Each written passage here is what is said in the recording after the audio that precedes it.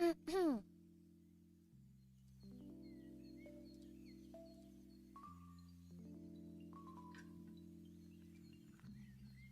everybody. Ah, that's my Pinterest reference for the hair.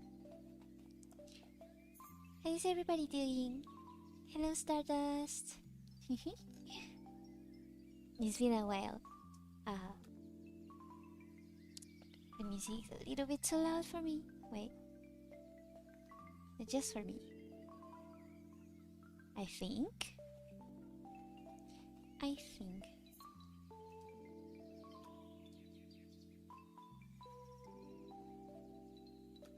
Hello, Sai. Hello, Jumiya. Hello, Frank. Hello, everybody. How's y'all's day going? How are you guys' day going? I wanted to stream yesterday, but my brother had a break, so I didn't.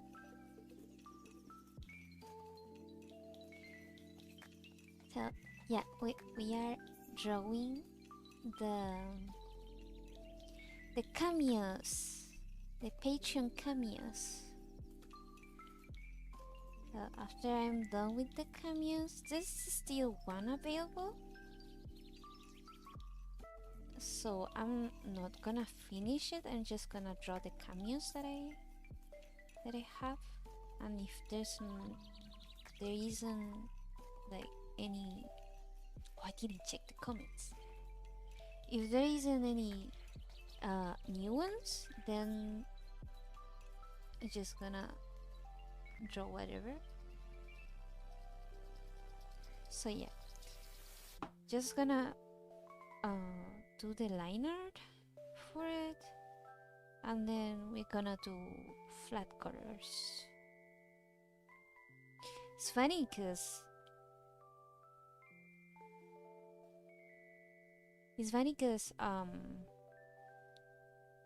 I've done much more in these past 2 days that I've done in like a week.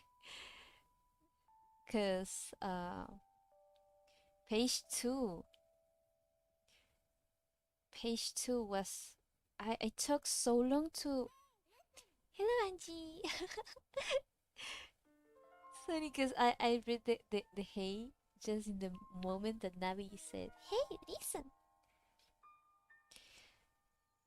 Cause page two, I was saying page two, took me so long, and I don't know why. The page wasn't even that complicated.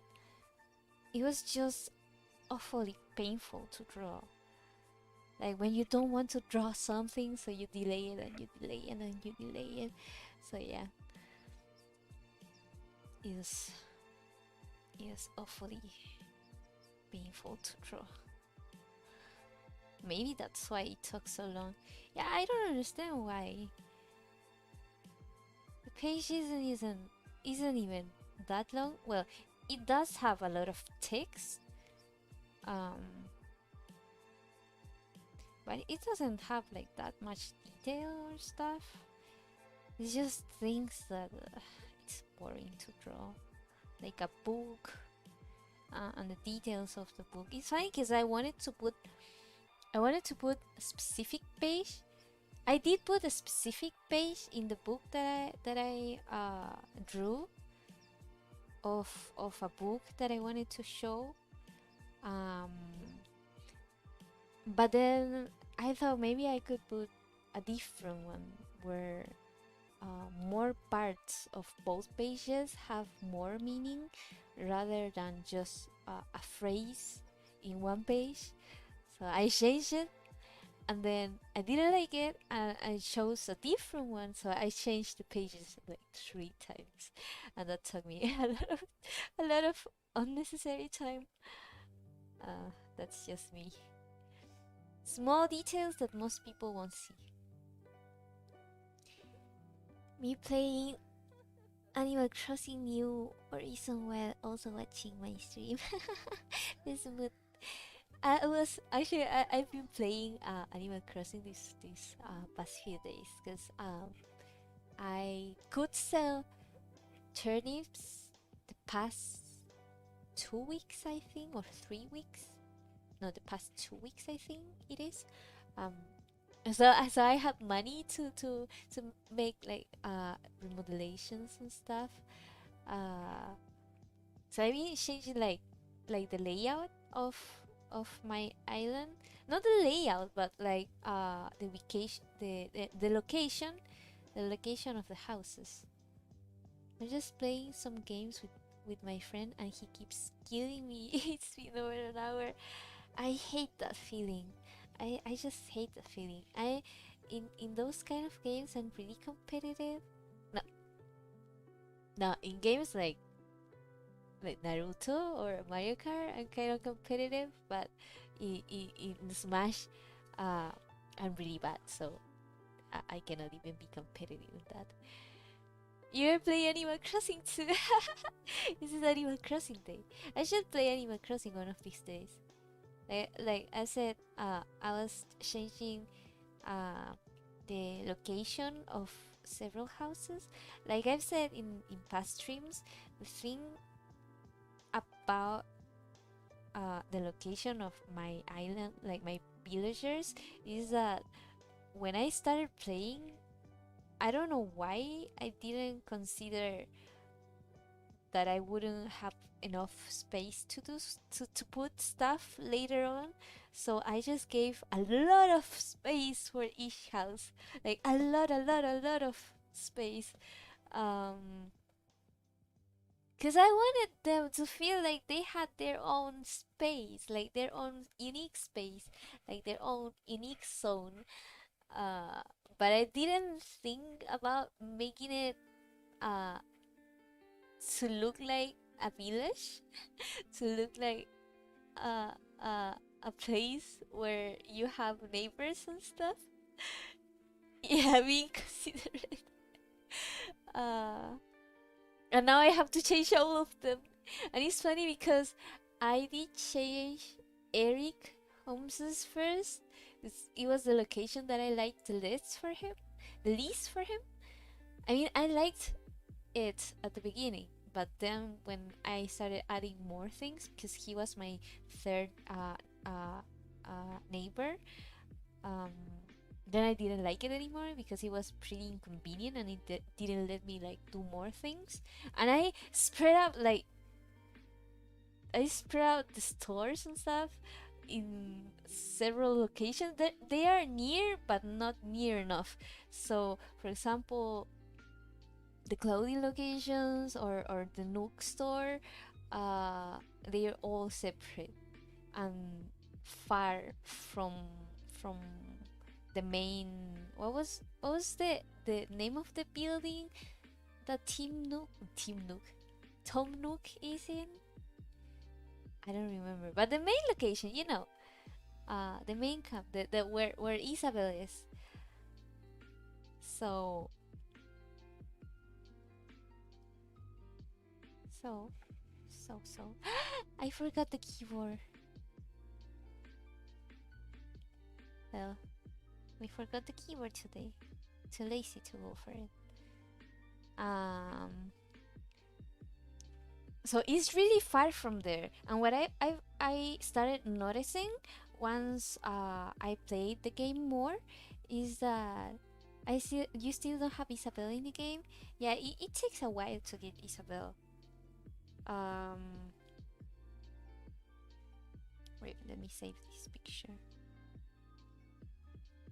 Now to complete. Why shitty internet?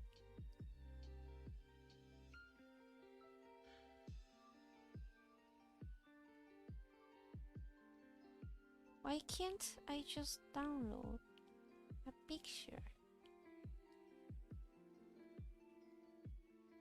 I said it like 6 times. It did download. The heck? So what was I saying? What I noticed playing over time. Hello, Raf. Today's your birthday. Happy birthday to you. Happy birthday. Congrats for your day, and I hope you spend some nice time either friends or family, or if you can't, then with us.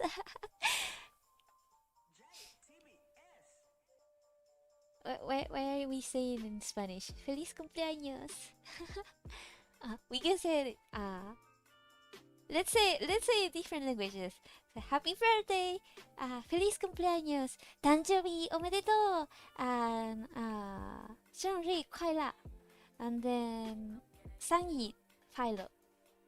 生日快乐. That's Cantonese. I think because 生 of 生日快乐. 生日快乐. I think.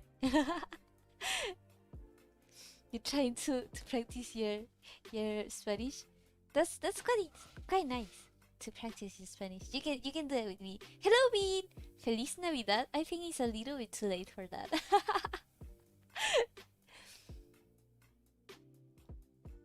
you well, it's just I'm just flexing, you know. uh, joking. So what was I saying about my villagers? What was I talking about? I forgot. I know I was talking about the island. Also, so I changed Eric's position first. And then I realized that I've made a mistake and I couldn't change. There wasn't enough, because I wanted to do a three like floor, to say it in a way, layout, like a three level layout, and I didn't leave enough space for the other houses. I just left enough space for two level layout, and I had to and I said like, okay, I'm gonna start in the other side first, and then I made a mistake in the other side as well, because Flurry was too in the back, and then I had put Tammy already in the second level when I realized that I wanted a third level. So I moved two houses because Flurry was already there. I moved two houses by mistake, so I had to spend more money in moving them. Am I still part-time webtoon artist? I mean, if you consider part-time, because like I take commissions and I do streaming, and I mostly do webtoons though, so I'm kind of like, I'm full-time artist, but I'm part-time webtoon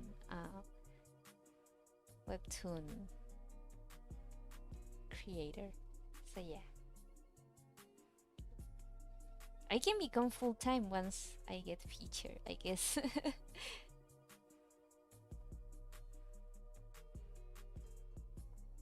I mean, the main reason that I want to get featured, like get into originals, is because I want to pay assistants,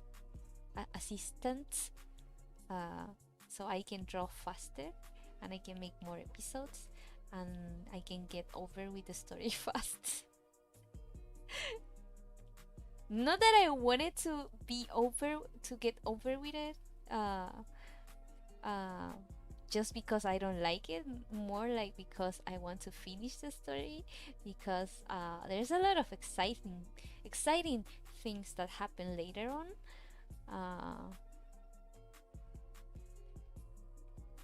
For example, the first season is more about June and Nina. Yeah, I wasn't reading the chat. I tried to do the literal definition.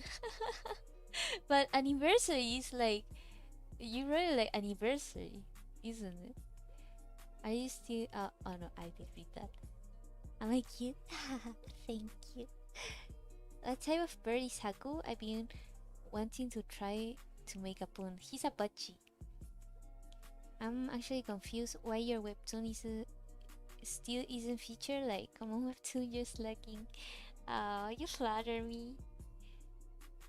From what I've heard, I mean, a lot of my friends did get featured either because Webtoon found that their story was like something they didn't have, um, and Blank specifically is in a tough spot because is a love. I mean, it is presented at first as a love triangle, but the love triangle thing isn't like the main focus of the series.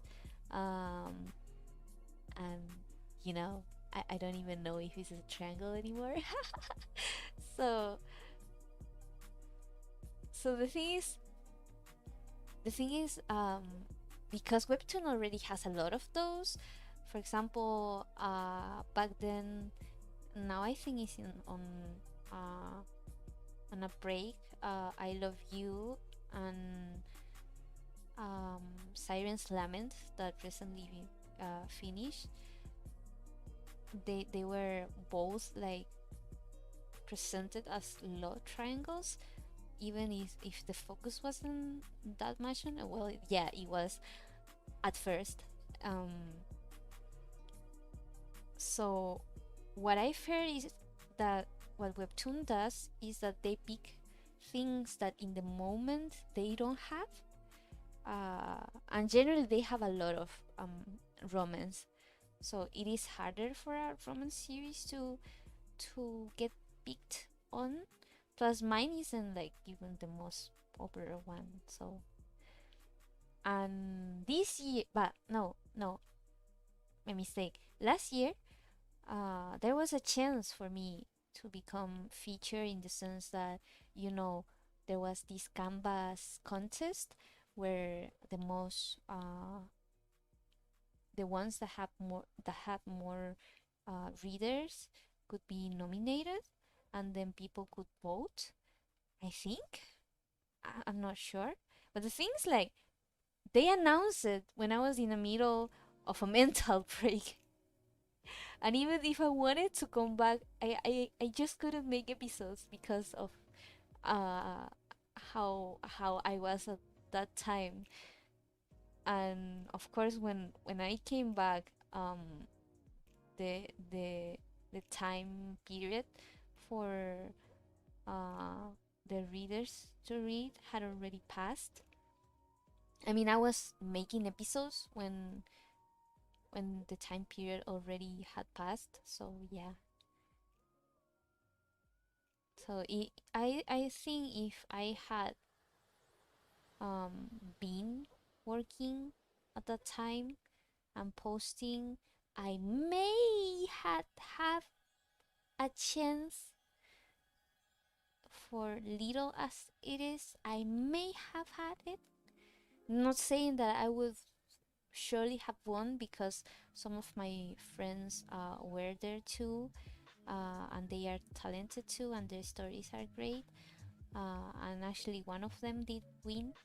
Several of them did win, which I'm really, really, really happy for, because as a webtoon artist, you know that your fellow webtoon artists work really hard for their stories as well. So yeah. So I'm not mad about it. I'm just sad that it happened. Even if I didn't win when if I was working, even if I didn't win, at least I would have had the chance. But I'm just sad that it was not in the best moment for me, so I didn't even have the chance. It's more, for me. It feels worse to not have the chance than to have the chance and lose it. For me, for other people may be different, but at least that's how I feel about it. But I think there's going to be more chances in the future. I think that the my belief is that the universe only gives us as much as we can handle. So if we were not to be prepared for something, then that thing wouldn't come to us. But I don't mean prepared in the sense that you have the abilities to do it, more like prepare as what you can mentally and spiritually handle, like in your life. Like a lot of things in life we go into when we don't feel like we have the skills for it, and it's not that sense that I'm trying to allure allure to refer. I'm more referring like to mentally not prepared. So so yeah. Why does she feel like so sick for some reason? I'm gonna make the shirt open. Didn't want to make her so proper.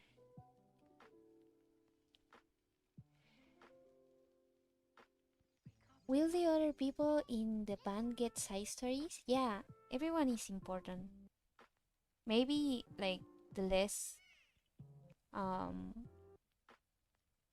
influential in the main story is Drew, but he will have his side story. I actually have like the story plan and everything. Um, but the other ones that have appeared are really important. Um, Gina too is not like the most important. It Gina is like in Drew's level of importance. But the main branches are Jun, Nina, and Lu. And Lu has a main branch with a girl in his past that I've mentioned several times.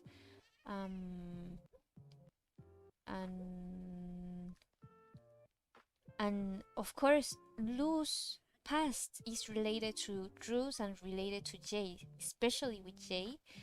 Um, so they're going to be really important. It's just that it hasn't been shown yet because we've seen most of the things by the perspective of either June coming into Nina's life again, and Nina's perspective, either her perspective once she when she first came into conscience again, and without any memories, and her perspective in wanting to remember. So yeah, but I want to finish quickly season one. We are not that far away from it in sense of what has to happen. In sense of episodes, I still don't know. It's probably going to take me a while, but in terms of what has to happen, we are not that far away from it. Wait, I don't like how this turn.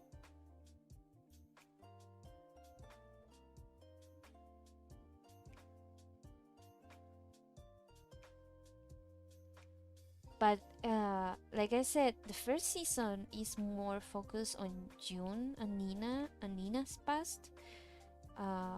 Second season is more focused on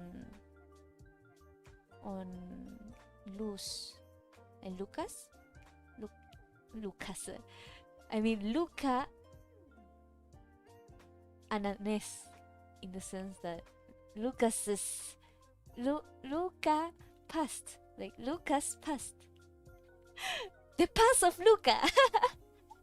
Yeah, English would be like that. English be like that. So the pass of Luca and what that means, and of course, like I said, Lucas, look, the past of Luca is related to both Jay and and Drew. So they're gonna appear a lot of it, a lot in it. I'm really excited to draw it because I know it's gonna be sad as hell, and I like to draw sad stuff and cry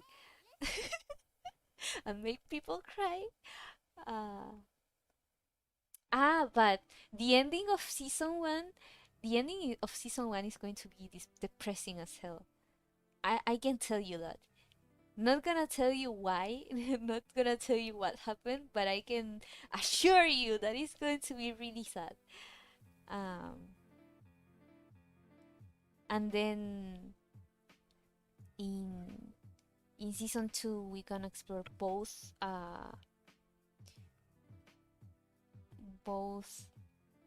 Niels's and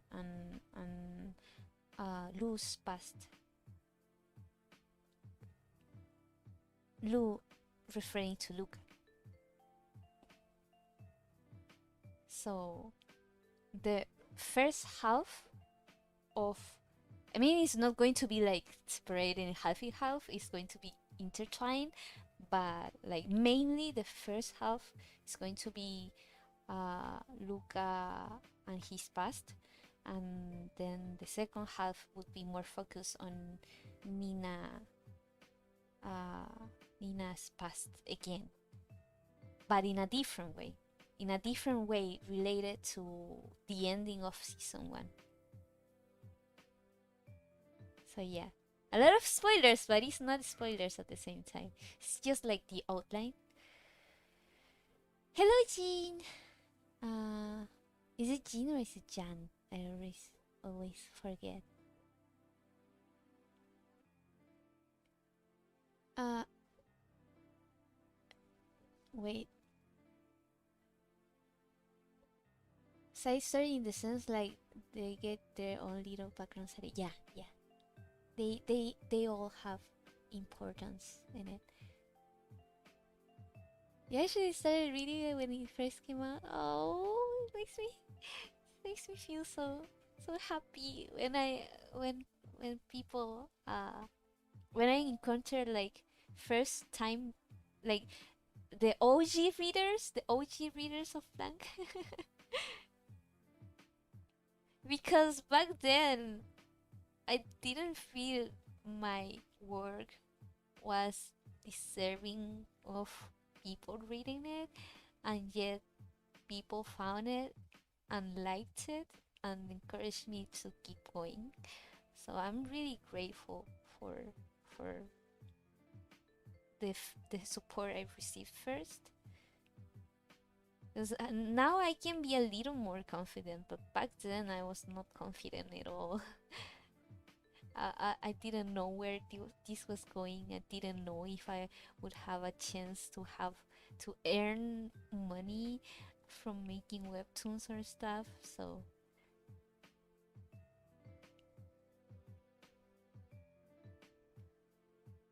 wait, what's going on? I was raging with my friend. Just talking about Blank overall.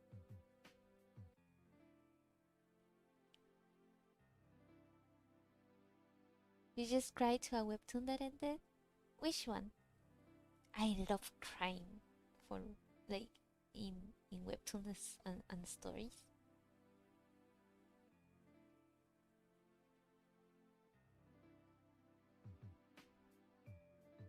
I generally just like webtoons and mangas that makes me feel something.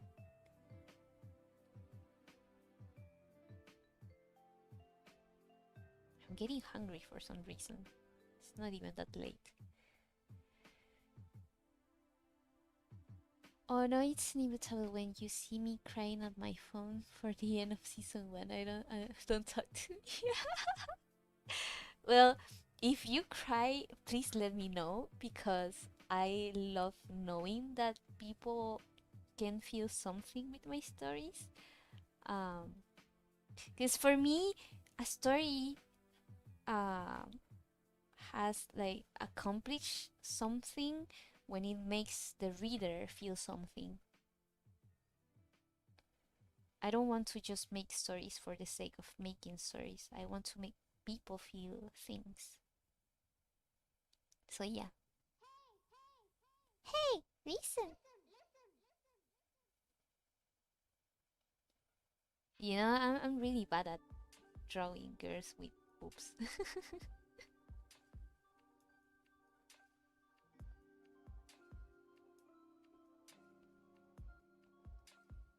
The ribbon though, it's a little bit.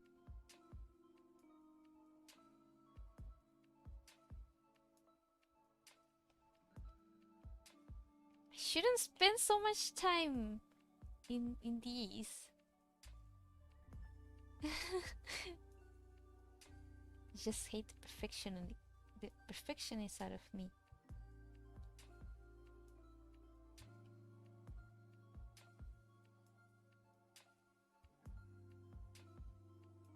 Ah. Uh, Jean. Okay, Jean. Oh, did my dear cold-blooded king finished? I remember that I was reading it, but I dropped it out for some reason. I sometimes do that because I just like forget.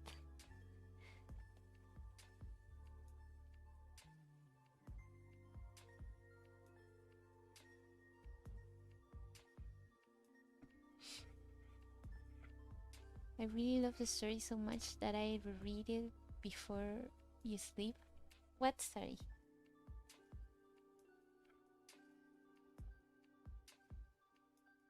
It was like a really happy ending, but I was sad because it ended. I know that feeling.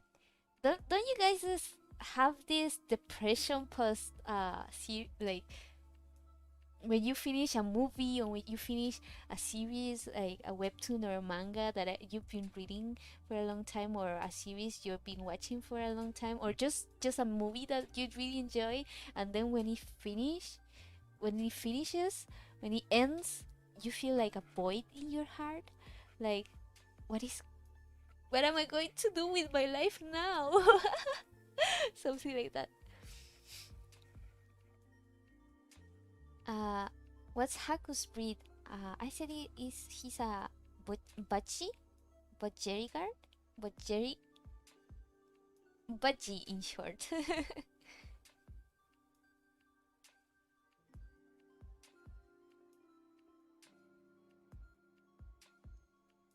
A parakeet, but not all parakeets are budgies, but all budgies are parakeets.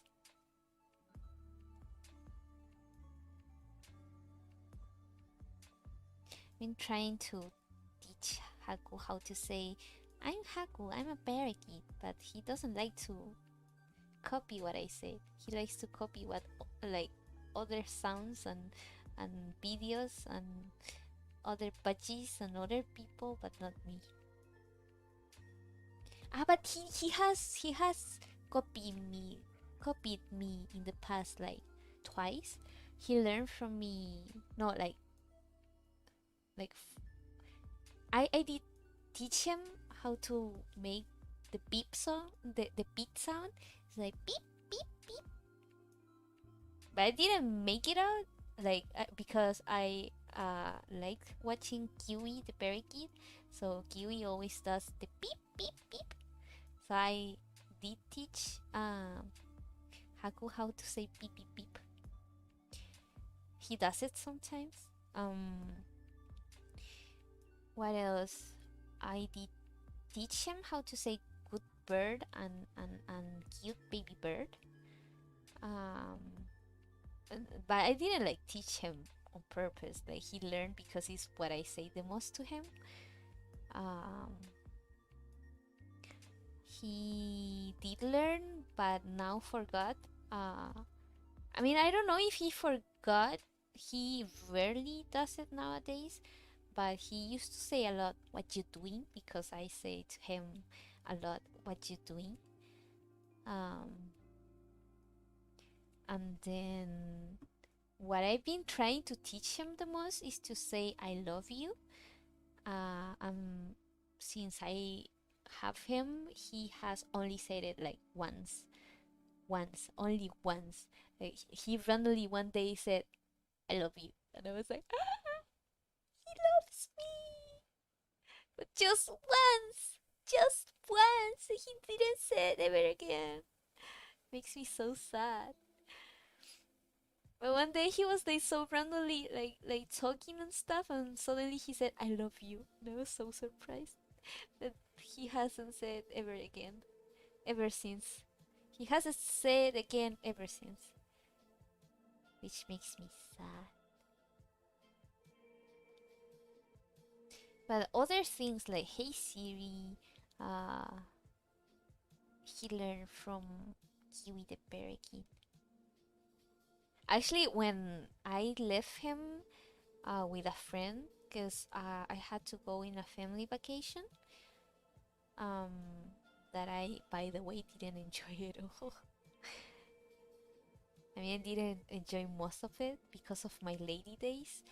Because we were next to the beach and we were in a hotel that had a pool, and I was in my lady days, so I couldn't enjoy any of them. To a city that's known for its be- beaches, beaches, beaches. I almost said the other word. So yeah, when I left him with that friend, I told him his favorite channels were uh, Kiwi and Pixel the parakeets, um, and Pipi Channel. Pipi Chan is another Pechi. He's like a blue and white Pechi. Ah, I'm not drawing in a.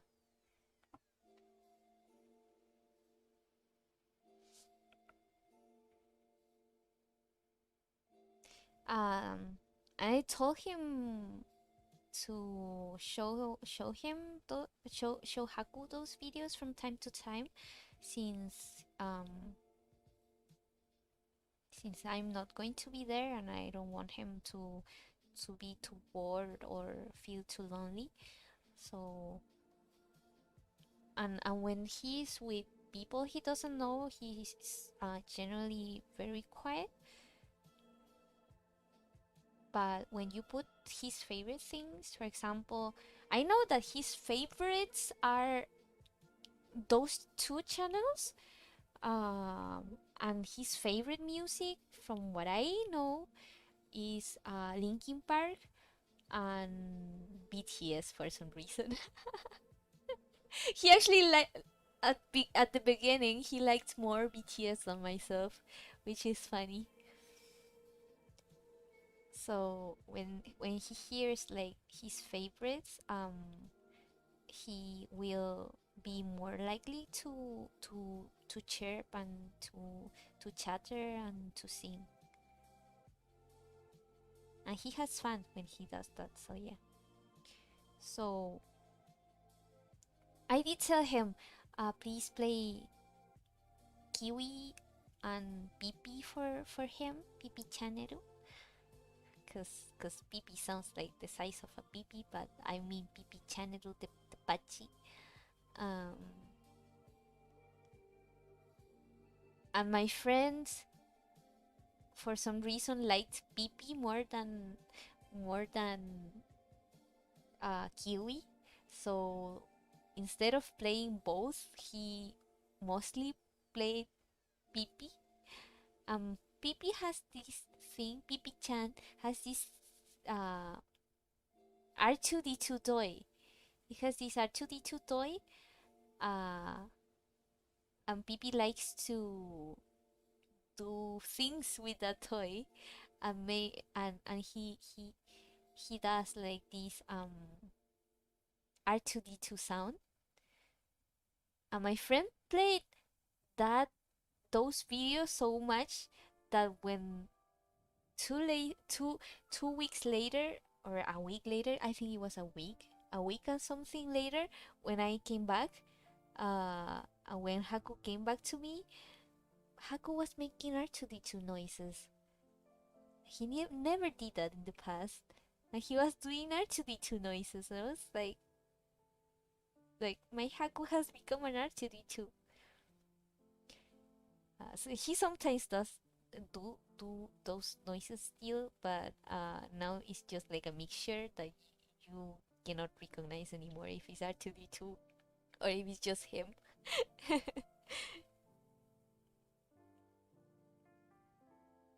So yeah, funny Haku.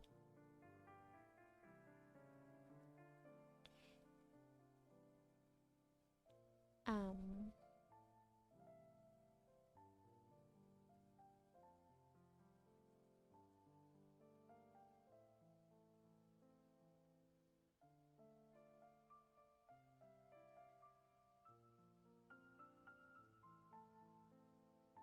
yeah, because the feeling of following the journey of a story, then suddenly it ends. Yeah, it's like they become part of yourself, but then you have to leave that part of yourself,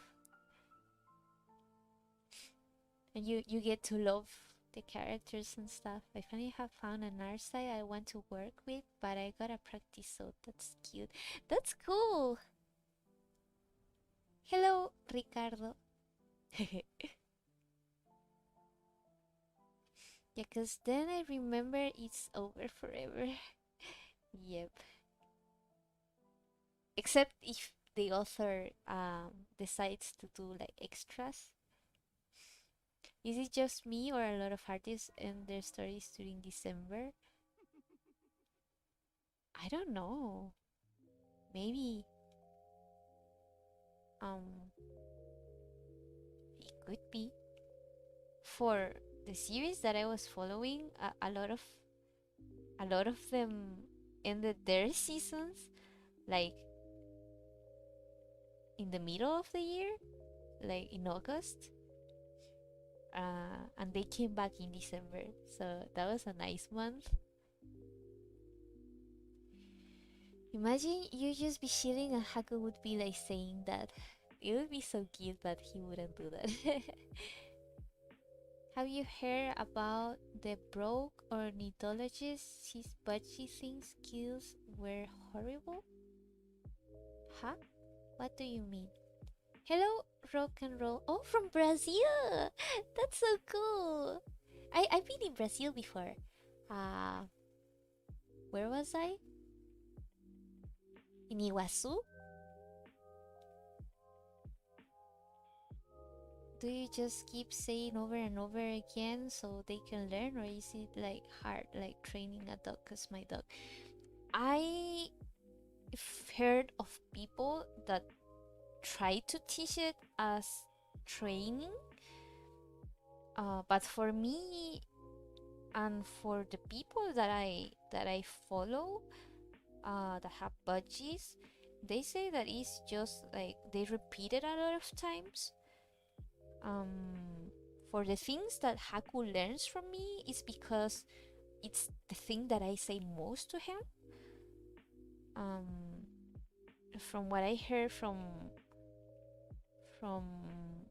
Kiwi's owner, he says that he repeats it like 50 times in a day over a couple of days and then he learns it.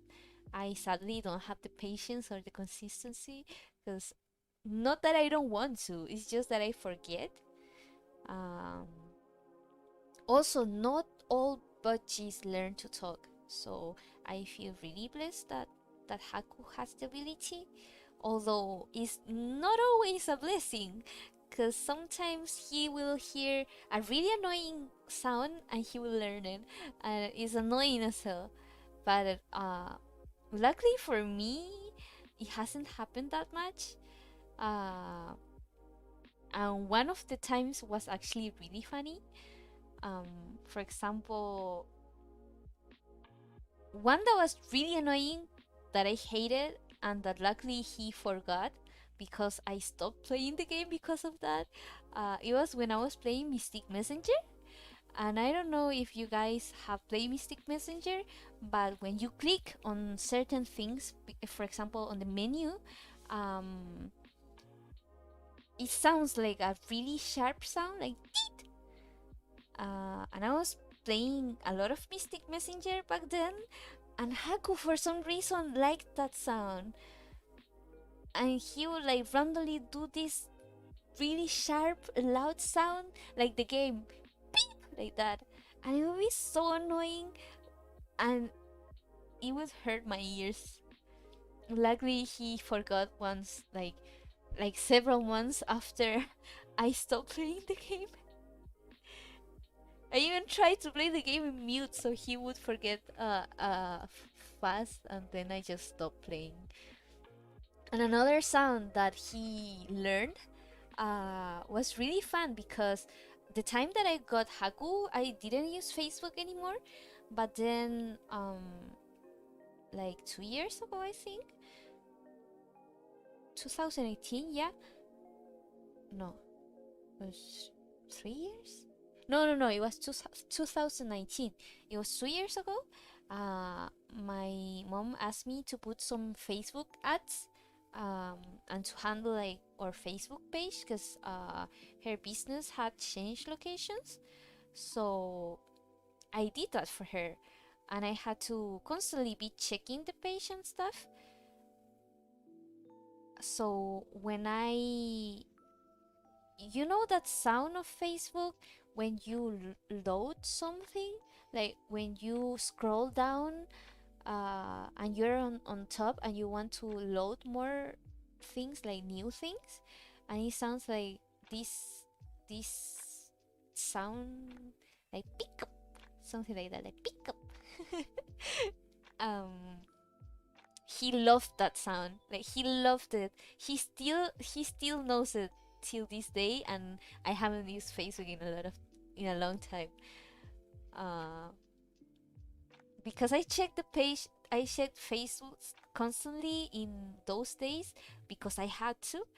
um he learned it, and he still loves that sound. He does it sometimes, but back then he used to do it more. But since I stopped using Facebook again because I'm not in charge of that anymore, um, then he stopped, like the frequency is not as much as it was back then. So yeah, it has like advantages and it downsides too. Its downsides.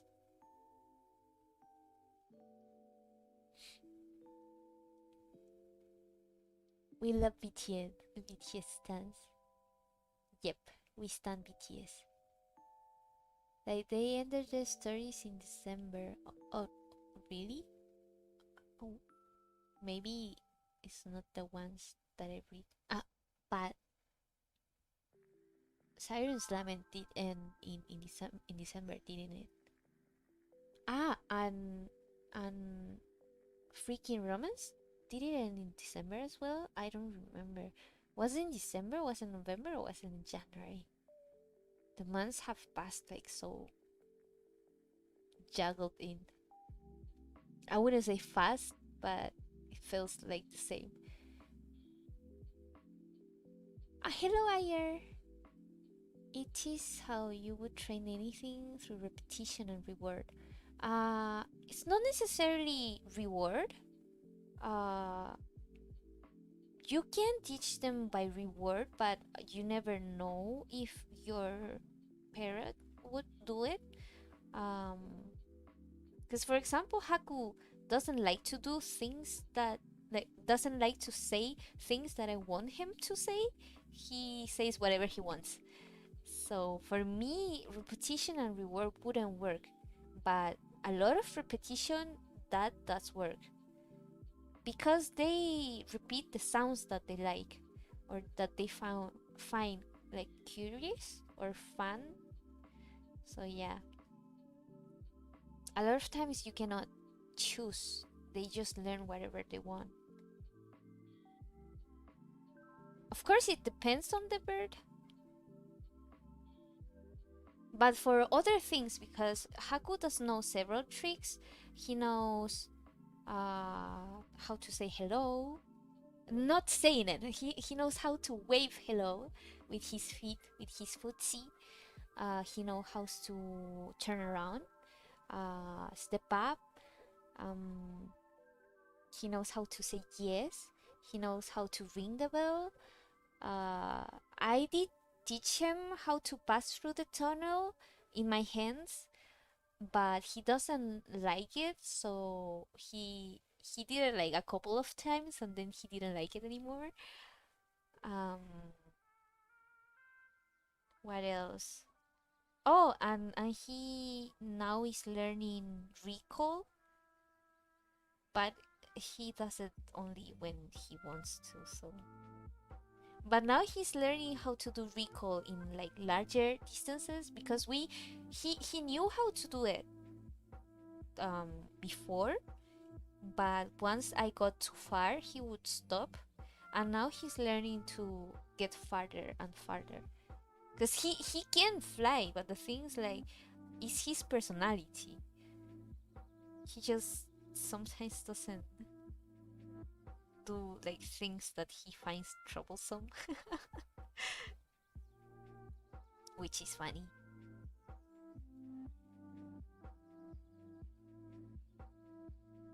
And so yeah. Ah, budgie, budgeting. It's supposed to be budgeting, but when budgie, it's a horrible, horrible pun. Yeah, it's a really bad pun. Through some birds, though, some birds are known to repeat random noises that they. Yeah, exactly. That's what I was saying. They just pick up random noises out of nowhere. Uh, Luckily, Haku doesn't repeat like the most annoying noise. Well, I don't have annoying noises in my phone. For example, the Mystic Messenger one was because I was playing it. But for example, for messages, it's just the the default the default Apple message notification sound. So there's not a chance that he will learn it because it's like a bell and he cannot physically do that sound. Yeah, there's sounds that they physically cannot do, but there's parrots that can do more sounds than budgies. So I'm lucky in that aspect too. Example for wild magpies calling random human names that were probably picked up from hikers and other sounds such as camera shutter and autofocus beeps. Yeah, Kiwi the parakeet can do a camera shutter noise, like that sound of an iPhone. Eh, that sound, like this sound. Can you hear it? Ah, what did I do? This sound. Can you hear it? So, uh, Kiwi does know how to do that sound, and he knows how to do the a zipper sound. Would be so cute if Haku could do that. and and for names and stuff, I worked a lot with a YouTuber called Marlene McCohen. I think that's how you say it, I forgot. Um, and she has a lot of parrots. And the stories, like I used to love. I mean, I still love them. Her story times, uh, and the shenanigans that her parrots do, and some of the parrots would say like the most curious things.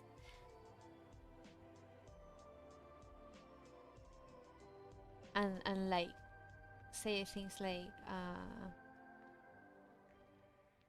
in a context, in a correct context. For example, Haku cannot say things in a correct context. He just says random things. Uh, but some parrots can learn to say things in a correct context. Haku needs a blog channel of him just annoying people. Uh, I don't think it would work because in my house it's only just me, my brother, and my mom, and all two of them don't like Haku. My mom treats him like a rat. My brother is kinda afraid of him for some reason. Like whenever Haku flies, he gets like super afraid for some reason, even if he won't do anything. Like literally, Haku has landed in my face and has done nothing to me. It's a little budgie. They cannot hurt you. They will only hurt you when they feel like uh they are in great danger. For example, when I first got him, um I didn't notice when I got him that one of his fingers is a little tilted, like weirdly tilted. Uh, and I didn't notice, so I thought that it was my fault. So I tried to put it in place, and he hated it so much that he made me bleed. Um, of course, I did take him to the vet later because I was so like scared, and they did tell me that it was probably uh, that he was born that way because he had a good grip, uh, so it wasn't like he was hurt. He could use his fingers properly, and he has a nice grip with strength. So yeah, but I was like panicking. I was like, no, I hurt my little budgie and then just got him like for a week.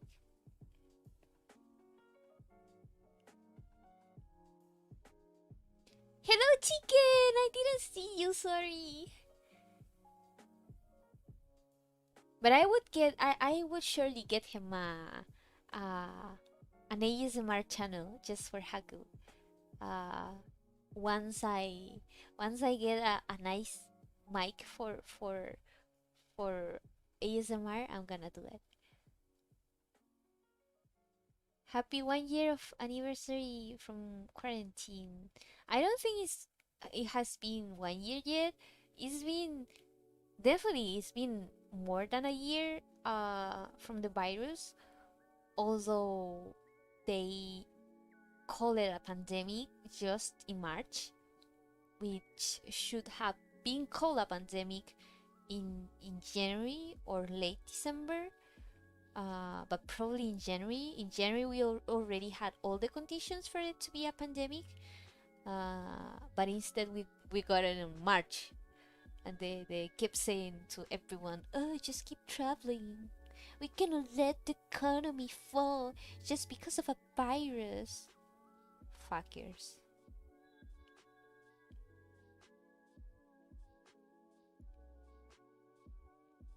No, no, not 1 year. Not 1 year. Yet. I have curly hair, and my parakeet got stuck. Look, I have straight hair, and Haku gets stuck sometimes, so it's not just curly hair. But I think curly hair is a little bit harder to like get unstuck in. Hola, Kuroneko. ¿Qué tal? Vengo a saludarte y decirte que me encantó los shows, sobre todo el llavero de cerrito. Gracias por venir y espero que tengas buen día también. Ah, hay un episodio nuevo el 19. La próxima 19 es la próxima semana, ¿cierto? ¿Is it? Sí, la próxima semana, el martes. My parakeet has the same issue. Her toe is a little bit bent, and I thought it was. Yeah, it was the same for me. I thought, what did I do to Haku? Is it my fault? I thought I was a bad mom, and then I realized it wasn't me.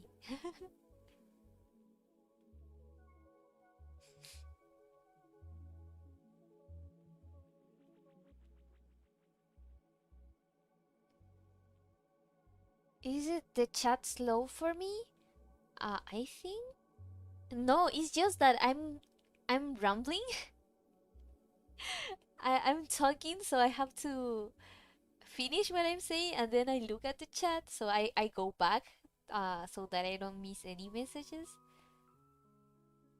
It's not that the chat is late for me.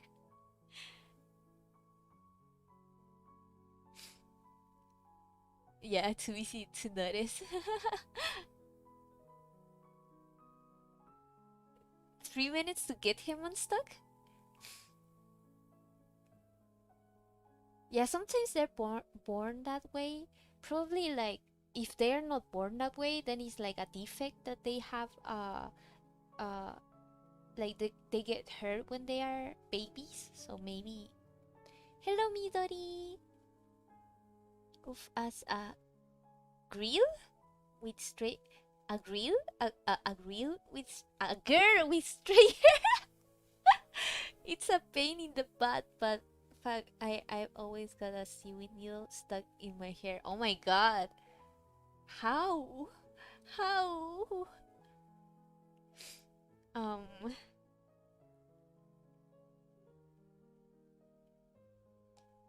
the thing about is that about long hair and straight hair is that well, if you have hair like hair loss issues like me, then you leave your hair everywhere. It's so annoying. I hate to have my hair everywhere.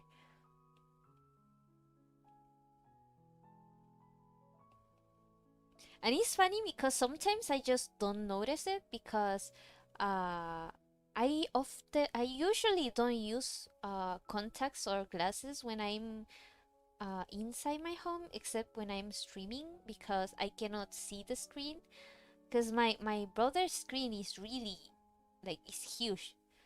So because I have to stream, I have to look at the screen, and because I'm using a face tracker, then I have to.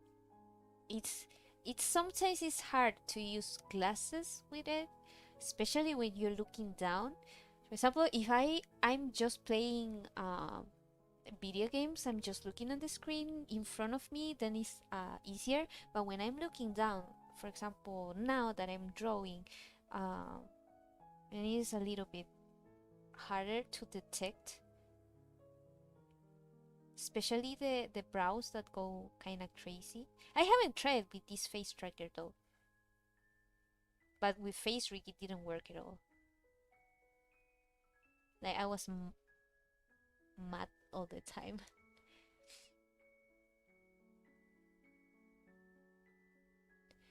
I remember my sis wanted a parrot, so she got one. Then remember we had a cat, so oh.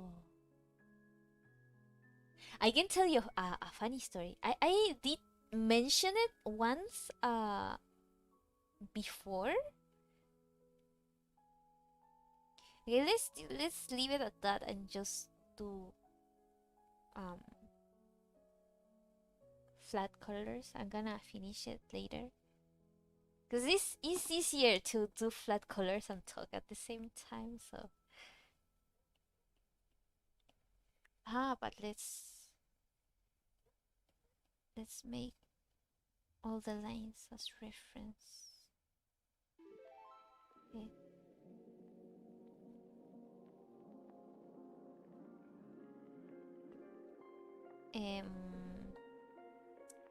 No, never mind, never mind. I'm gonna do it later.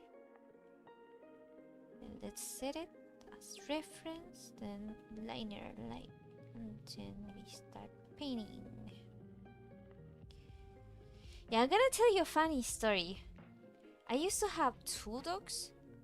Um, because when I was in China, my mom got a female dog because she wanted it to be like a couple for or Eru. They were both great Pyrenees. Pyrenees. Pyrenees. I did Google it. I think in the build stream. Uh, but I think it's Pyrenees. Pyrenees. Ah, no, that's Spanish. Pyrenees. Pyrenees is Pyrenees. Okay. So they were both great Pyrenees, and they were all white and fluffy. I didn't get to see her when she was a baby, so she didn't get raised by me. My Eru though, he was raised by me, so his personality is just like mine. Um, so the thing is like when I got Haku, uh, I got him when I was living somewhere else, and then I moved back to my home. Um, because of depression and stuff. That was before I started blank. So what? Did I not set it as reference layer? So back then, I would take Haku everywhere with him in my shoulder. Uh, and the name my dogs one the male one is called Eru and the female one is called what is called I don't know if she's still called that way because my mom gave her away to someone. She was called Pakshit. Pakshit is Paisue. Paisue is Snow White. Pai Pai of white and Sue of snow, so Snow White. So we call it in Cantonese because like my mom speak Cantonese. So she was called Pakshit, and Pakshit wouldn't sleep anywhere else but the kitchen. Only in the kitchen. If she wasn't in the kitchen, she would annoy the hell out of everyone until they let her in. And that's the way that they raised her. So it wasn't my fault. They raised her like that. My family doesn't like to have dogs inside the house because they have like that old mindset that pets have to be outside. So my mom wasn't very happy when I came back home with a bird and I kept it in my room because she has that mindset that pets have to be outside. Um, and Bakshit wasn't a big fan of being outside, to be honest. So she wouldn't sleep anywhere else but the kitchen. Then one day I went to the kitchen late at night just to get. I think I think I had like some dishes in my hands. I was just going to leave the dishes and bring back some water. Uh, and like always, I had Haku in my shoulder. Uh, Before that time, Haku would always stay in my shoulder. And then that day, Pakshit was in the kitchen and Haku was in my shoulder, and I thought, I don't think that Haku would be so stupid as to leave my shoulder, because if he's in my shoulder, then he's going to be fine. But he's also a flighted bird. He can fly. So if something happens to him, he can fly to a table. He can fly up to a like. Can you hear Haku? He's screaming for some reason. Wait, why is the door open? I left the door closed. Why is the door open? Scary. So what was I saying? he had the ability to fly to a high place, right? So yeah, I had the dishes in my hand, like my hands were full of dishes and a cup that I was going to refill, and then I entered the kitchen.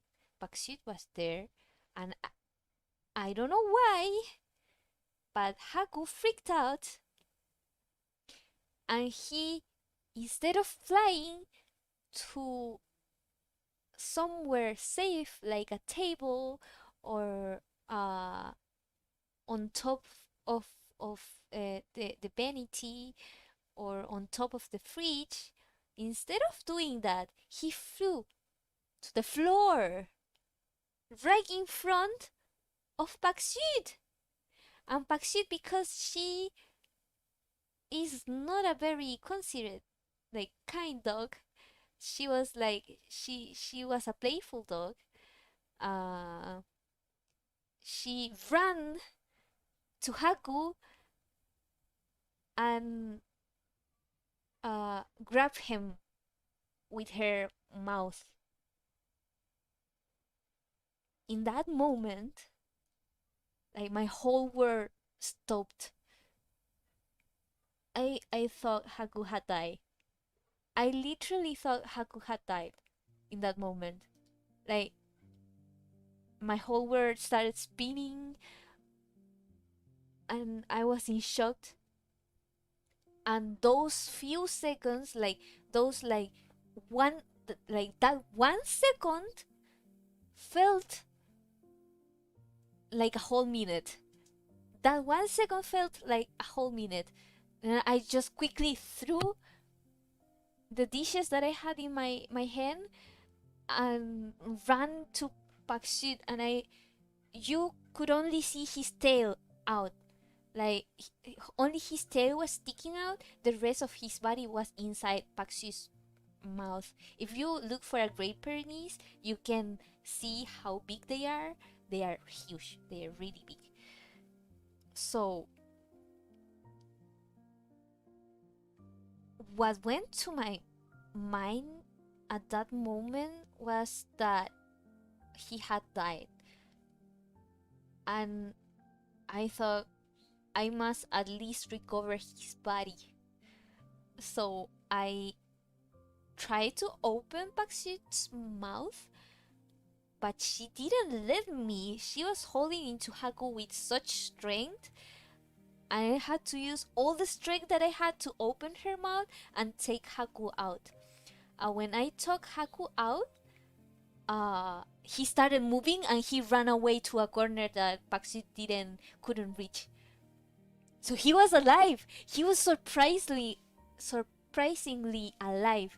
So he was, luckily for him, his whole body was in the part that the tongue is, and only his tail was in between the teeth, so she couldn't crush his body. So just by a little bit he survived. um he was traumatized for about 2 weeks though. He didn't want to leave his cage. It's a little bit sad, but it's true. So, and it's funny because he was just full of saliva, dog saliva. He was all wet and scared and trembling in a corner. I laugh now, but that time I was as traumatized as he was. Of course, not as traumatized because like I wasn't the one that was about to die. But I was in shock. And when I came back to my room, I literally had a panic attack after the fact. I started shaking, and it was like the adrenaline came down, and I had a panic attack right after uh, we came back to the room. So so never again did I let Bakshi see Haku if he wasn't inside his cage.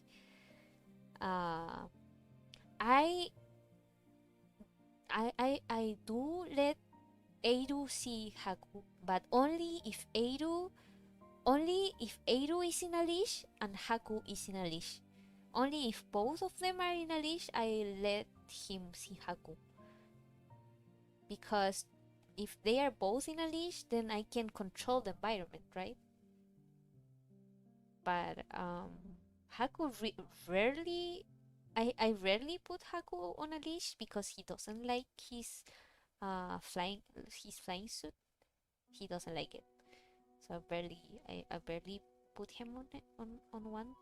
It's just when I don't want to go alone that I put one on him and bring him with me, but he doesn't like it.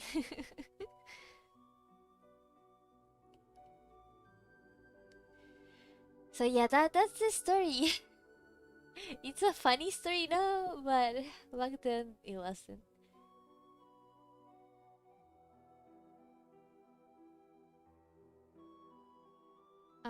I actually tried to fix it, but she also beat me really hard too, and I left her be in her cage so she could calm down. Yeah, Haku did beat me really hard. It's the only time I think, it's the only time that Haku has made me bleed.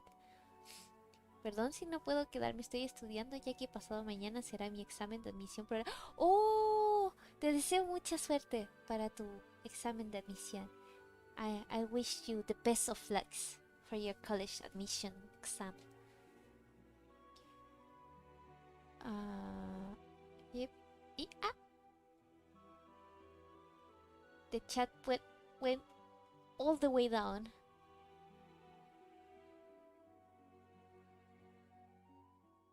Before you got her, she used to get bullied by all the other birdies. Oh, that's so sad. I think Haku, when I got Haku, he was a shy bird already. He wasn't like playing with the other birds, and he's still that way. For me, the best way to describe Haku's personality is that he's a tsundere.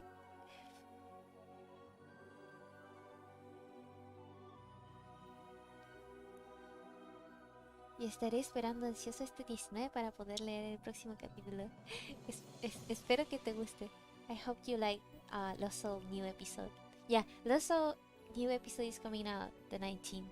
Hopefully Blanks is coming out this weekend. My dog just tripped and I landed face first on my desk.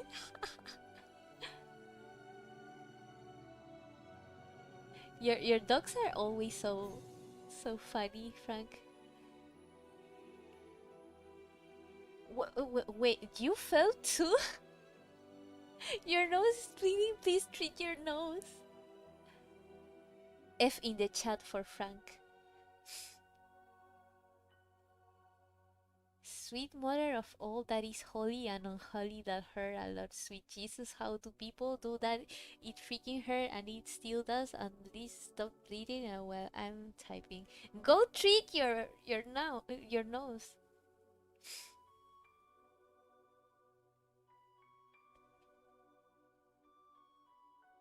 You have a doctor nearby. That's convenient. That's so convenient.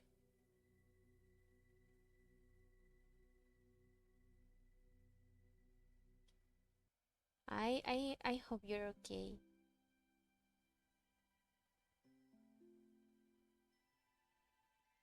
Yeah, get those pain medicines, those painkillers.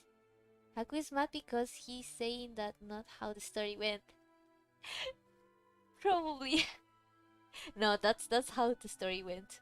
Maybe it was a lot more uh epic in his mind, but that's how it went in my eyes, at least. I've slept on black ice before, but hitting your nose on the desk must be a lot worse. Yeah. You can find the medicine. Then go buy some. Is Haku okay? Yeah, Haku's okay. He was traumatized for about 2 weeks, but he's okay now. Yeah, I gave him a lot of treats after that, and for the time that he was traumatized, he was treated like a king. He's always treated like a king, to be honest.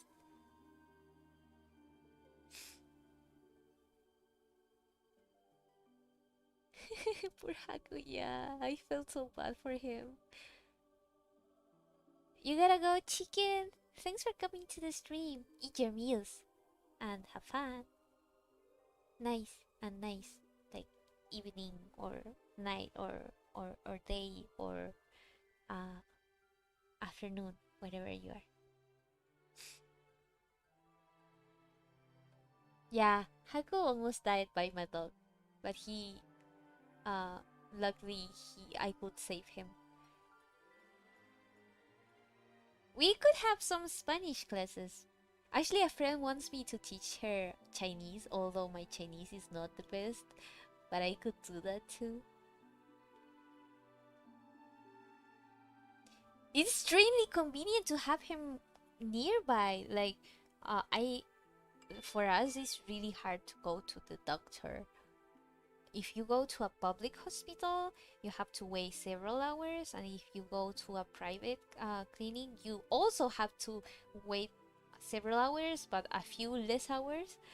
Like in public hospital, it could be like minimum of 4 hours, and in a clinic, it can be minimum of 2 hours.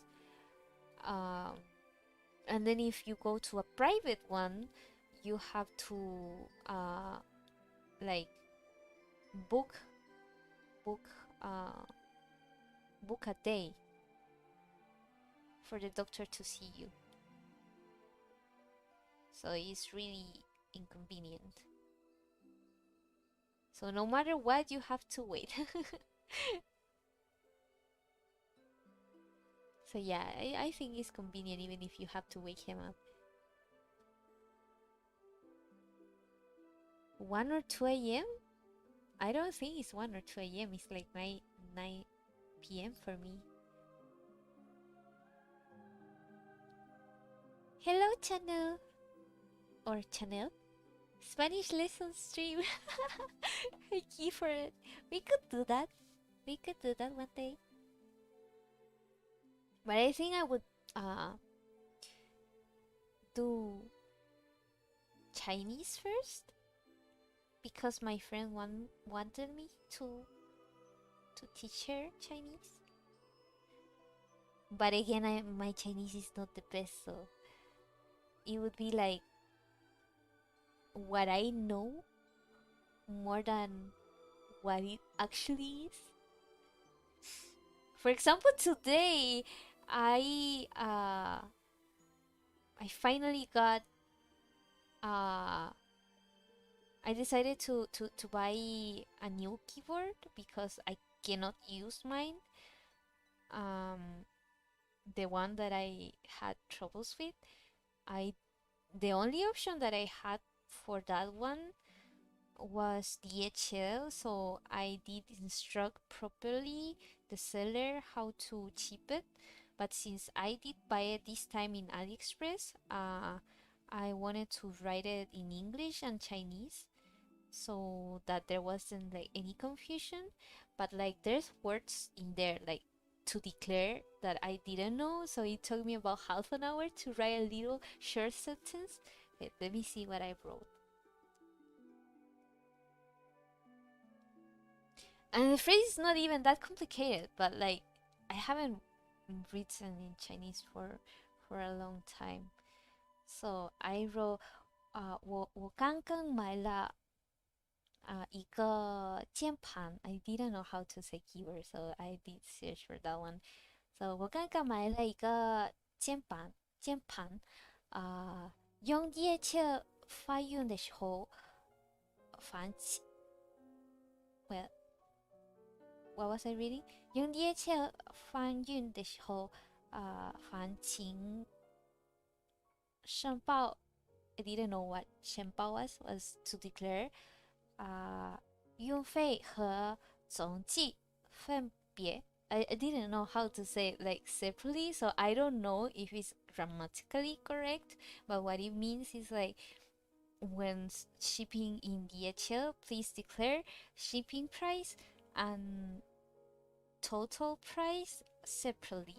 I don't know if the grammar is right, but that's what my mind came with. 或者申报wait where was it 或者申报免运费在我的国家在我的国家的海关 which is customs 这是一个重要的字顺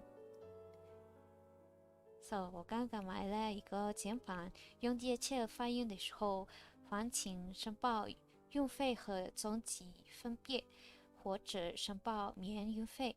在我的国家的海关，这是最重要的资讯。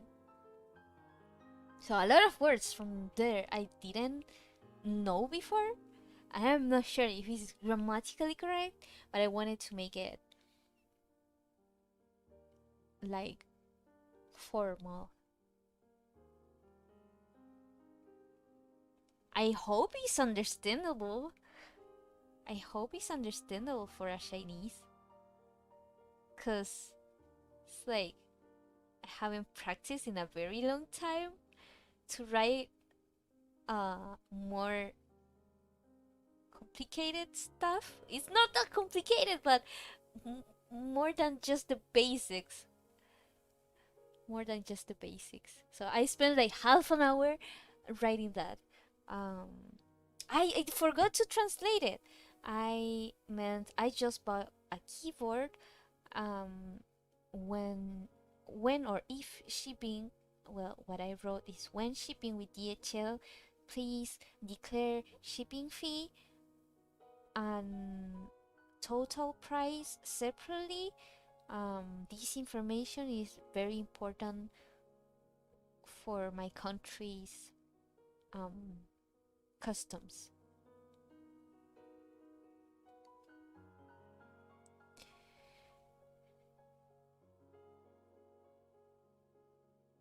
Struggling in a language she tried to learn. Struggling in my first language. To be honest, I struggle with Cantonese, which is my first language as well, and I struggle with my main language as well, because sometimes I don't have too many friends in my country, so I basically most of my friends are overseas, and most of them I talk to by writing, so sometimes I talk so much in English and I can go days without speaking Spanish, except for like my brother, and sometimes I don't even see him besides saying hello.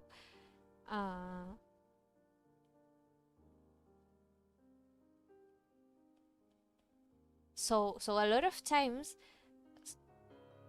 because I talk so much in English, like talk in the sense I writing, like chatting so much in English, that there's words that I learn in English that I don't know in Spanish. So I would be like talking in Spanish and then saying, oh, how do you say this? For example, I was talking today with a friend about impeachment, about Trump's impeachment that is happening in the US. And I was like, how the hell do you say impeachment in Spanish? And I had to Google it because I didn't know how you say impeachment. And supposedly impeachment, it said destitución, which I did know the word destitución, but I didn't know that it was like the meaning of impeachment was destitución.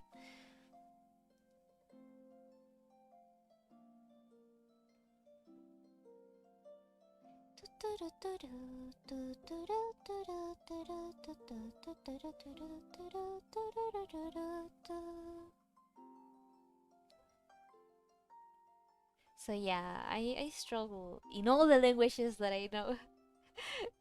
But I'm more confident speaking in English and Spanish than I am speaking in Chinese, like Mandarin or Cantonese.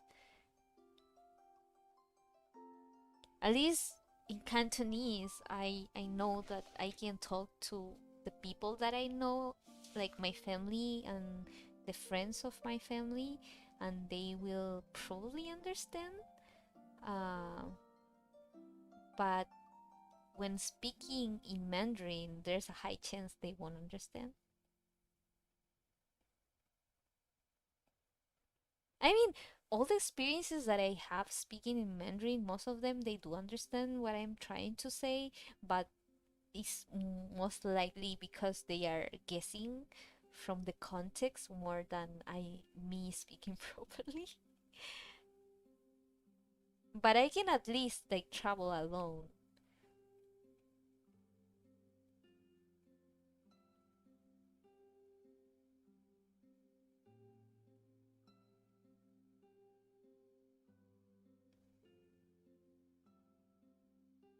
Sweet mother of Christ, he just ran past me. He's running in circles around the kitchen.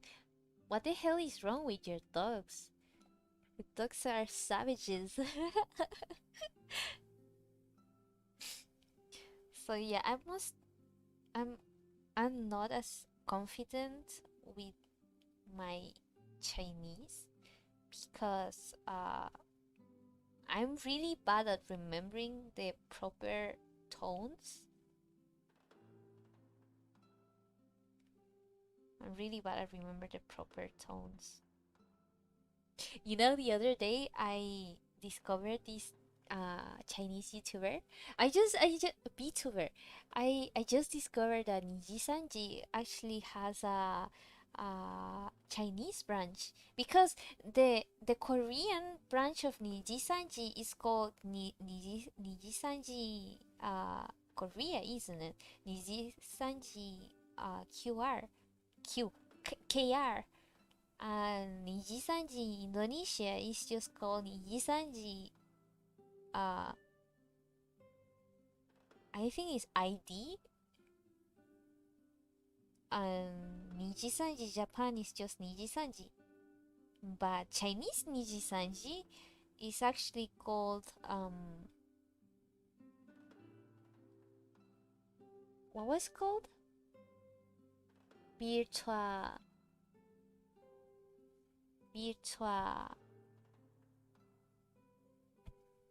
Virtual Real? How was it called? Wait, let me look for it. It's Nijisanji China.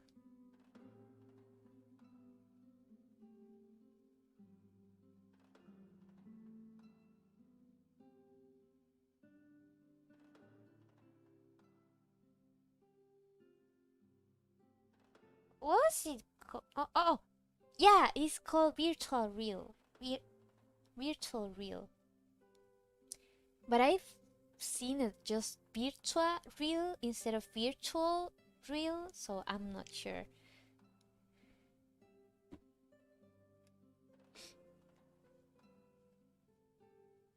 I have two options right meow. Live with the hunger or risk to get food. What should I do? Just get the food. Always get the food.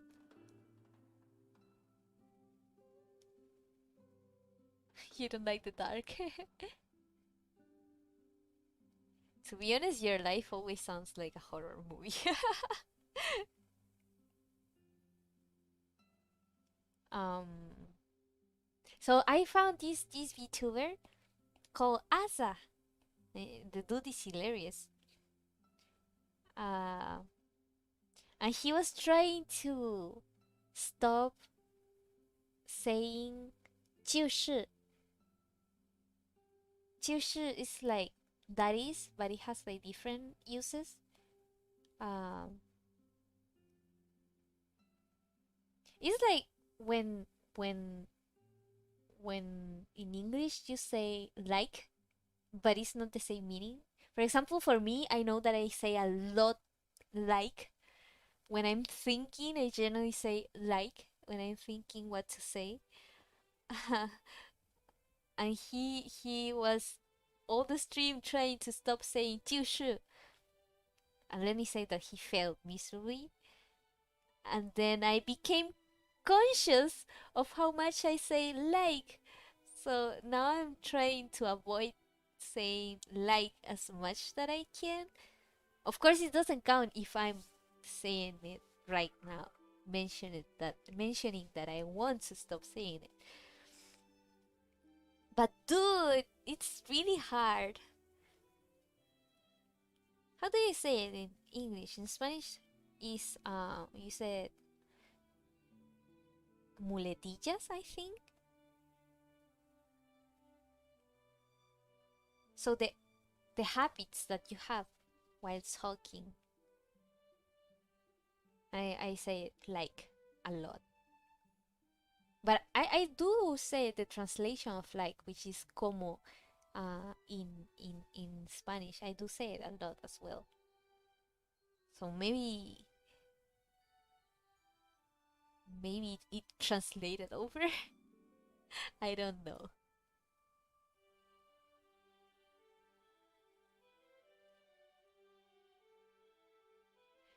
Hopefully you get horror movie protagonist powers. Um, wouldn't know what to comment about it because I don't actually watch horror movies. But I know that there's people that die first. Does that count?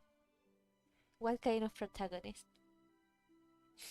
Yo ya tengo que irme para seguir estudiando para mi examen de admisión para la universidad. Ah? Ah? Did you repeat the message? I'm pretty sure I already saw it. But, buena suerte con tu examen de admisión. Espero que te vaya bien. So yeah. Anyways, I wanted to talk about something today, but I forgot. Did I write it down?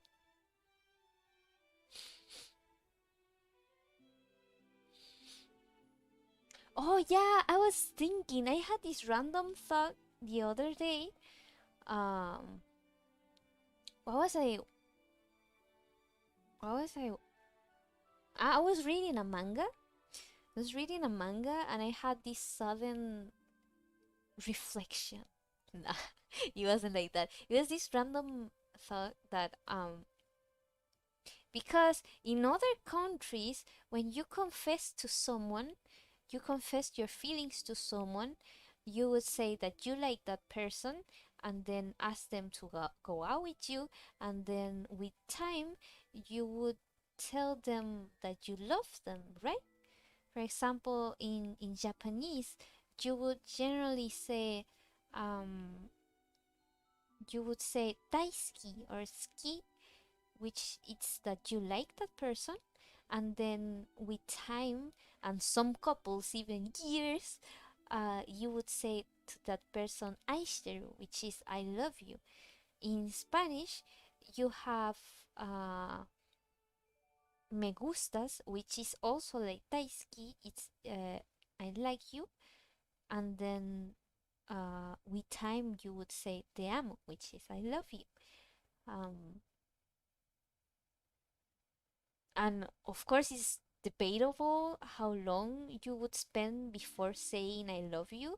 Some people say uh like several months, like 8 months, 5 months, a year. Some people say like right away. I remember for my first relationship, my first and only relationship that I ever had, um I think it was 3 months. And for Chinese, you say, I mean, I don't really know because I don't watch a lot of Chinese dramas and stuff, but you can say 喜欢你 uh like Um, w- because you wouldn't say straight away "我爱你," which is I love you, right? You would say more like uh that you like that person. So in English, the thing is about in English, when there's English translations of a lot of things, instead of saying things like I like you, they would translate it to things like I love you immediately. So sometimes it kind of feels weird. For example, a new couple and the or not even a couple, like I don't know, friends or stuff, or someone that likes someone else, and they would say I love you immediately, and it would come out like wow, strongly. Like wow, dude, calm down. It's a little bit too fast. So, what do you guys think about the situation?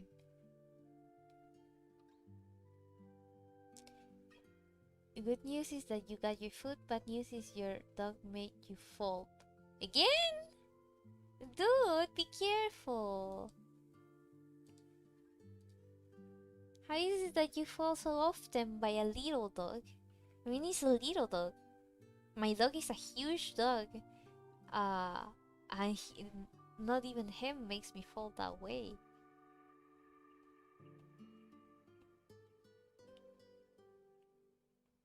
How do you let a little tiny dog to bully you that way? So yeah, what do you guys think about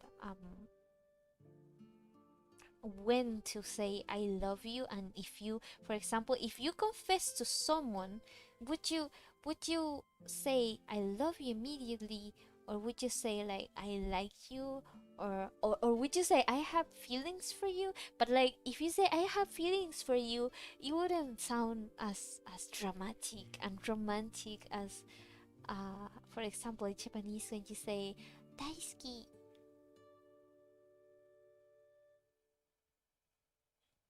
I think Korean you say 좋아해, and then with time you say 사랑해, 사랑해요.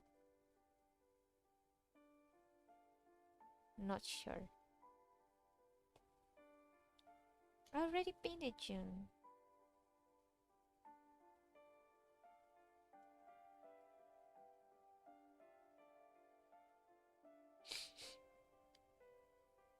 Or I'm falling for you.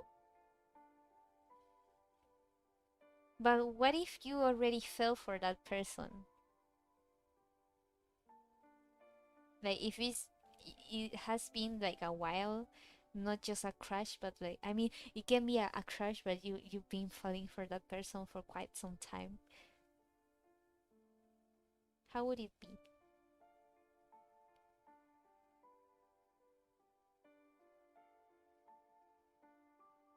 I think you should say I love you when you're sure that you and the person are in fact in love. When you confess, you should say I like you, since you don't know if it's just hormone or something. But does people in English say I like you? Because I don't understand why, but in most of the translations that I see, when in Japanese they say daisuki, which would be I like you, they translate it like I love you, and it comes off so strong, um, like so strong. Like imagine telling your crush suddenly I love you. Wouldn't that come too strong? Like, dude, relax, it's too fast. Too fast to say I love you. When you say I love you, you're not dating anymore. You're like actually together. But before telling someone if they want to date with you, shouldn't you confess your feelings? So how do you confess your feelings in that kind of situation? Yeah, like in anime, they be like "aishiteru," "aishiteru." The things like in anime, when they say "aishiteru," it's pretty deep. Like the relationship has developed a lot, and the characters have come closer to the point that they say "aishiteru," but before that, it's it's daisuki. Or at least what I've read and what I've seen is that aishiteru is not just something that you say uh to when you just start dating or before starting dating. Nonetheless, so that's why I always feel like it's so weird when they translate it to "I love you."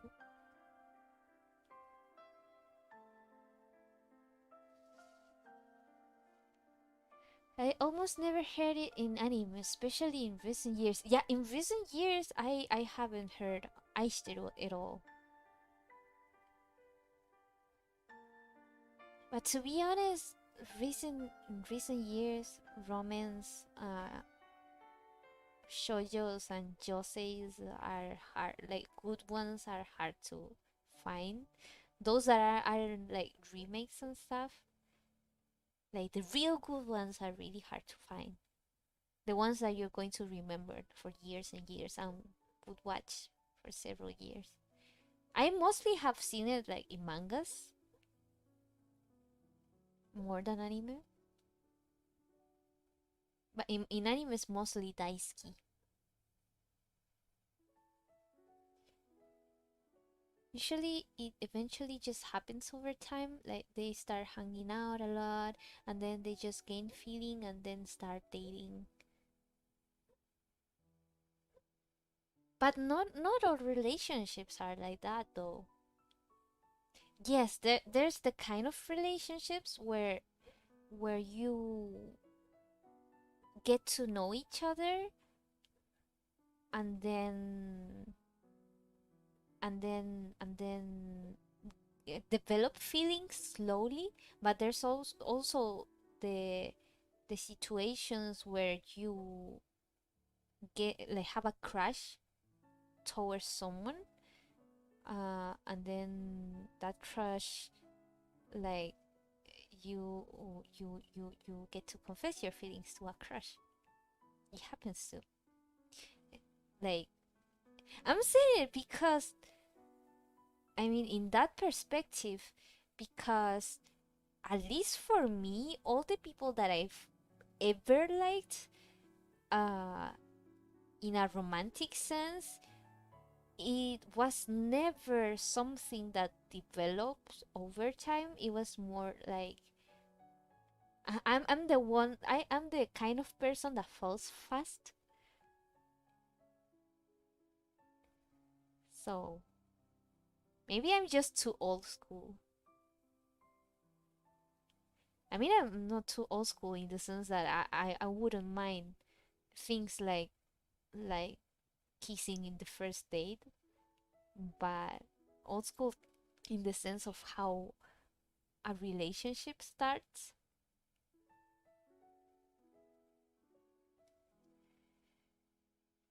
Dating is finding someone you can put up with, a random person on the internet. No, I think dating is more than that.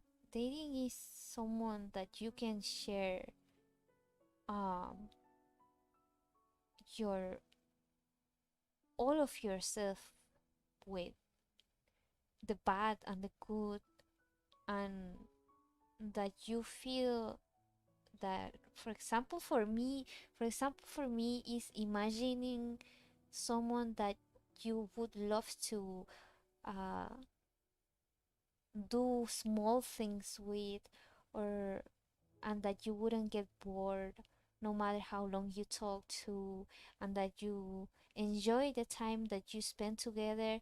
And that's more than just putting up with someone, because I can put up with someone and not like that person. and and a person that you wouldn't mind fighting for, and you wouldn't mind fighting for that relationship. Not in the sense that I don't know, that person has another person and you fight for it. No, no, no, no, not in that sense. In the sense that, for example, if there's a fight, then you compromise to make that relationship work. If, for example, I felt that the other person wouldn't be able to do that, or I wouldn't be able to do that for them, then it wouldn't be like relationship worthy. But we went off the rails. We went off the rails.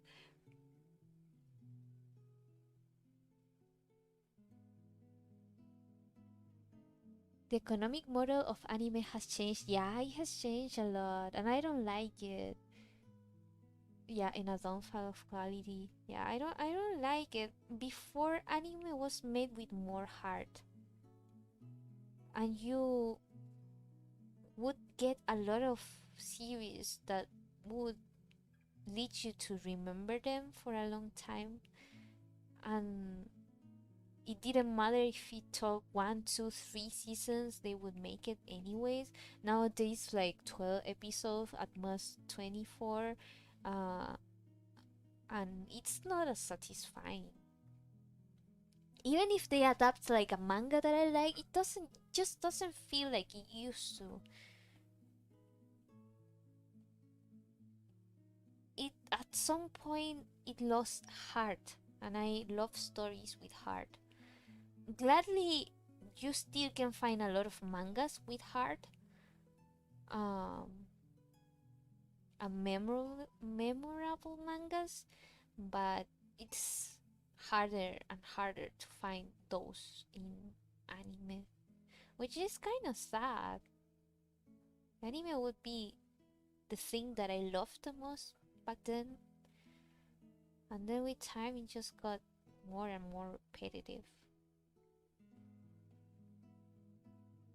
Like I said, even adaptations that I like a lot, they just don't feel the same. Or maybe I just grew up. I still like anime movies though.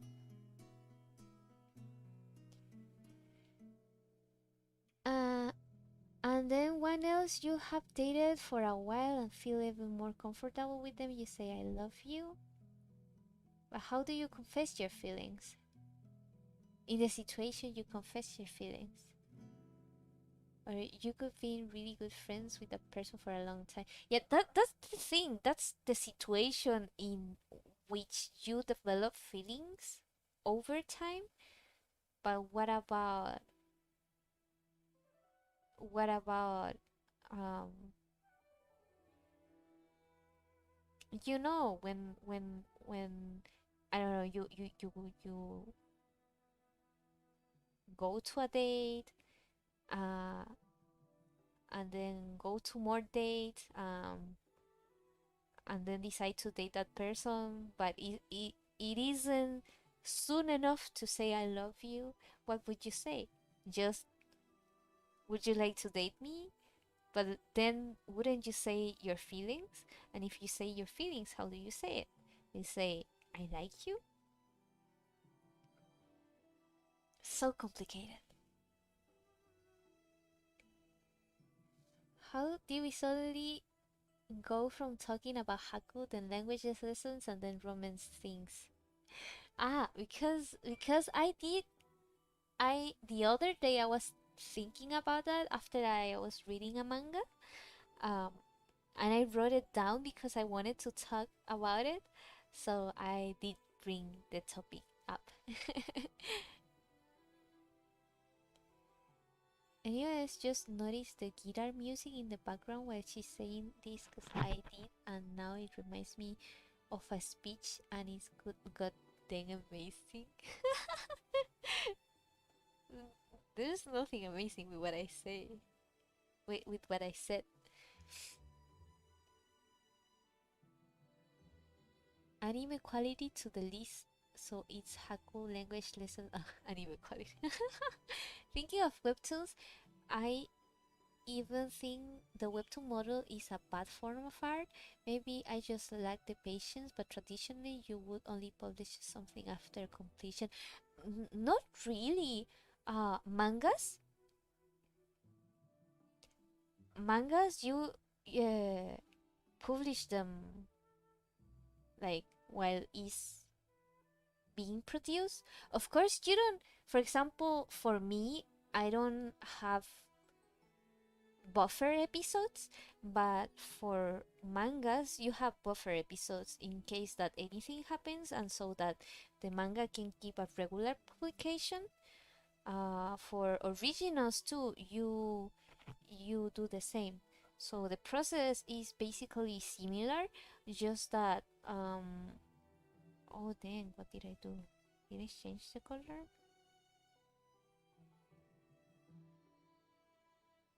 So even for comics is that way, just that comic issues take longer to get out, but they are made like in the process.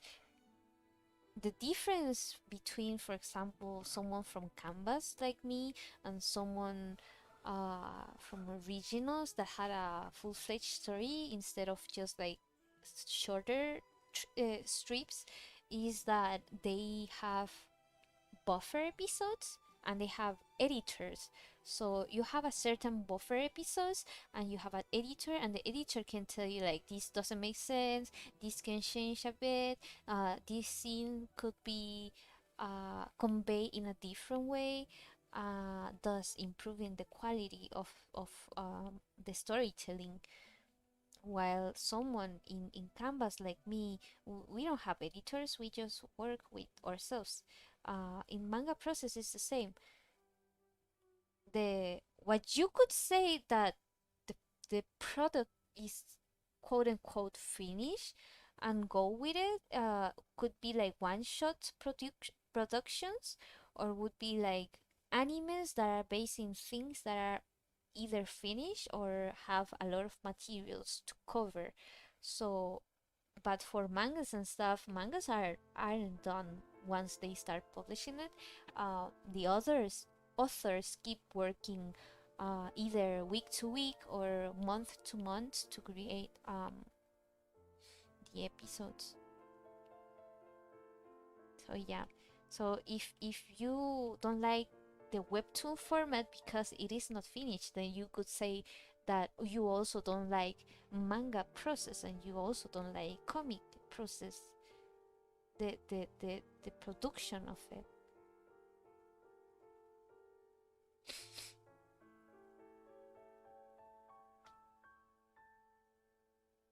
Um,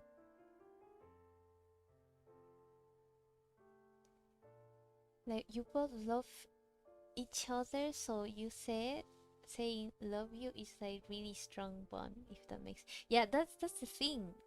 I love you is really strong. Do all feature artists have an editor? Yeah, all feature artists get an editor. Of course, there's editors that have like a more heavy hand than others. So some would participate more in the process than others. It depends in the kind of editor, but all of them do get an editor, which is cool. There's people that wouldn't like someone telling them anything about the stories. I'm not that kind of person. I would love to have an editor. I do have a proofreader, but she helps me correct my grammar sometimes, or misspellings. But an editor goes like beyond that, because sometimes there's things that in your mind you have an idea of how you want to cover it, but maybe under a different person perspective it wouldn't be, the way that it is conveyed wouldn't be as clear as in your mind is. So yeah.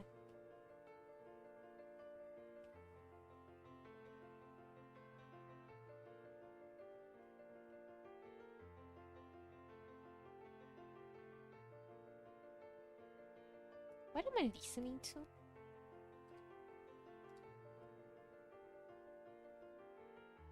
It says that it's from Zelda, but I don't remember this song.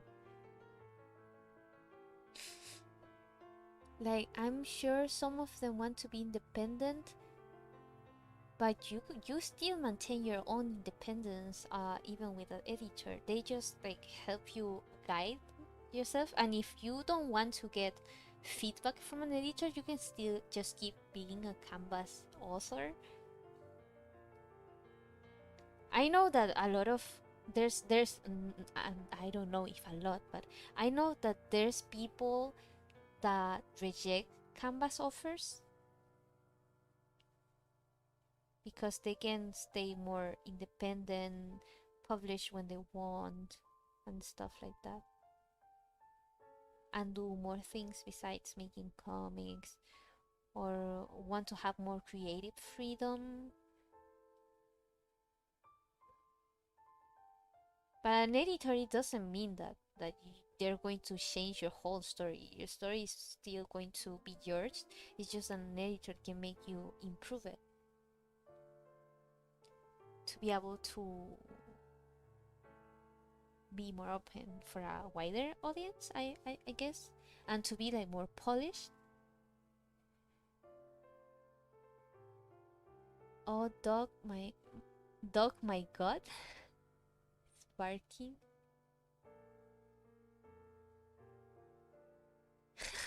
Just ignore it.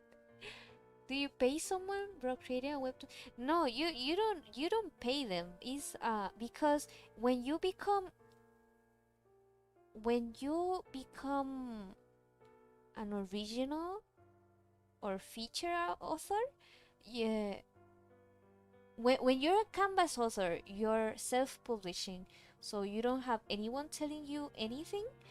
But when you um become featured, you basically become an employee of Webtoon in the sense that you have a contract.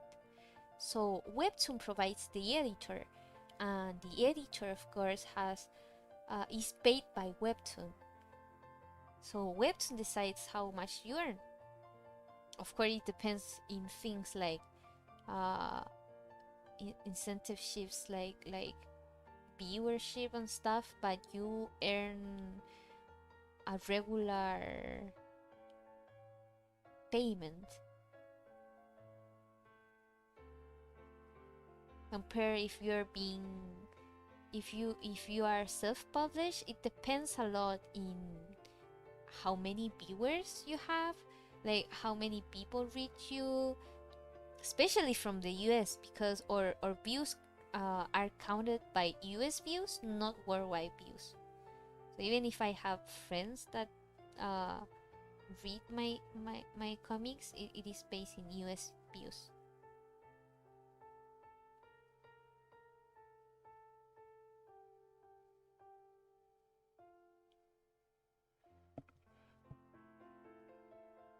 You do pay your own assistants though. Webtoon provides you an editor, but you pay your own assistants. And it's the same for manga. For manga creators, you pay your own assistants with your own money. Does editor even do much when there isn't a lot of text? Yeah, it they can do a lot because Webtoon is not just about the text, it's about like the flow of the panels. Uh and even in action scenes, you could say this part isn't as clear. You can make it this way and change it a bit. Maybe you can change the angle, uh, things like that. For example, if in one part, I don't know, someone kicks another person, but when your editor sees it, they say that it's not clear, then you can try to figure out how to improve it so that people know what is happening. Because if your editor doesn't know the hell is happening, then the people that is reading uh, are of course not gonna know what the hell is happening.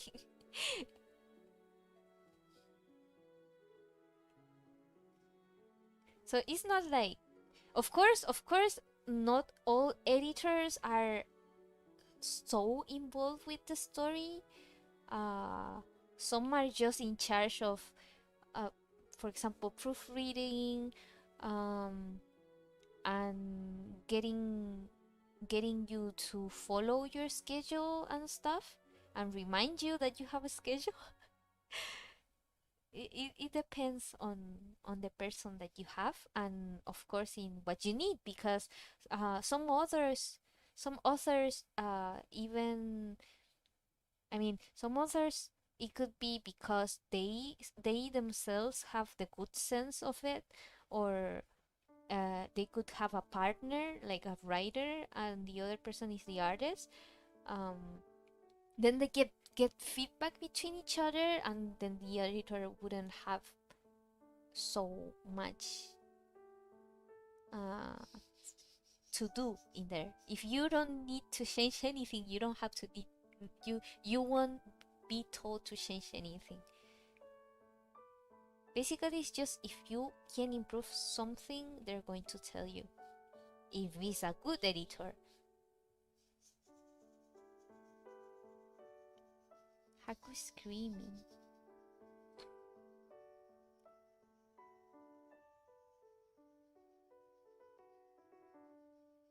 Too many monkeys? Eh? What are you guys talking about? Oh, monkey emojis. I cannot tell it's a monkey emoji because it's like it has a purple jacket in my screen. I don't understand Windows emojis. Emojis are like Android emojis. I'm so used to Apple emojis that I just don't recognize them. It's like why does the monkey have a brown jacket? It's like what the hell is that?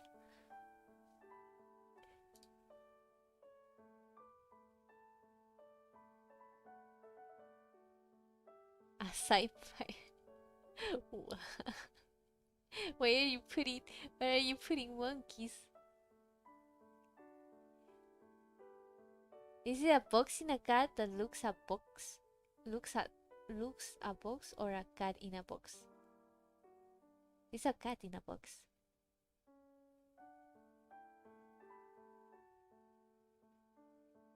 What am I talking about? Yeah, I'm talking about feature creators on Webtoon and editors. Does coloring the images end up costing a lot of time? It depends. It depends. Depends in the person, depends in how complicated the panels are. For example, right now I'm being a little bit slower than I usually am because I'm reading the chat.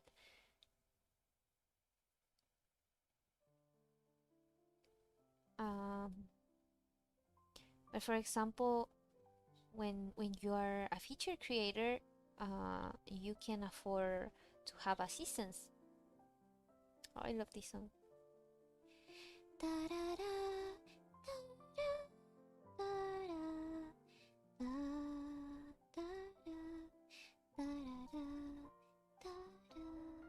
So when you are a feature creator, you can afford assistance that can help you in the things that you need.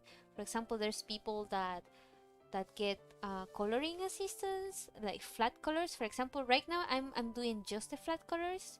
If you see, they don't have any shadows, so those are base colors or flat colors. Most of webtoon artists will get flat colorists. Some people would get like full colorists, like with the shading and all. Some people would get line assistants, like they do the sketch and then the assistants try to imitate the style of the artist, to say it in a way.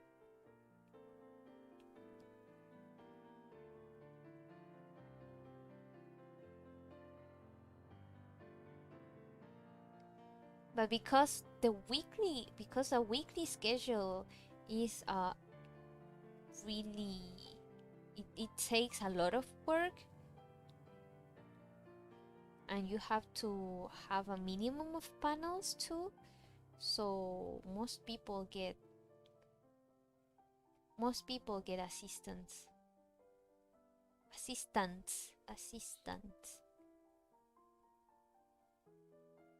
and of course the author is the one that is in charge of paying them.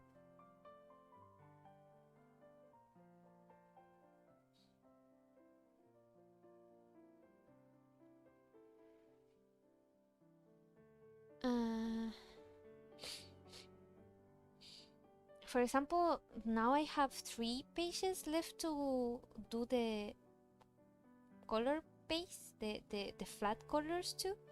And I probably can finish it for today. But for shading, I probably gonna take 2 days. So for example, I mean, I think I can finish the shading in 1 day. It's just 3 pages. So today I'm doing flat colors and it's Thursday. Tomorrow I'm gonna finish the shading, which is Friday, and then I gotta remember to send it to my proofreader. Ay crap. Why? And then in Saturday I'm gonna edit it and slice it and then upload it. Hopefully, if it's not ready on Saturday, I'm gonna upload it on Sunday.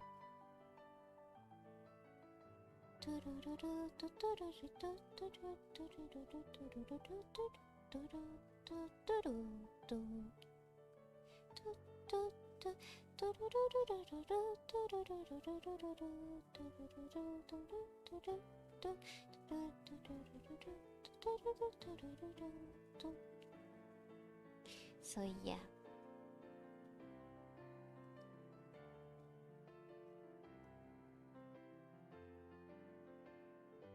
It's just that typically manga are grayscale, but manga has its own process. For example, in webtoons you can get color assistance, but in manga you get tone assistance. Like they help you toning the manga.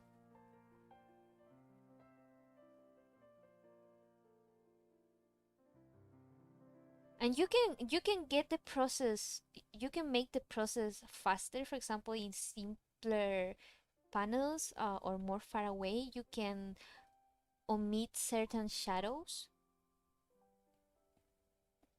and just make the coloring more simple.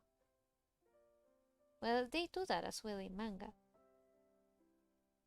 Well, you can do black and white webtoons as well. I think I haven't seen many in webtoons,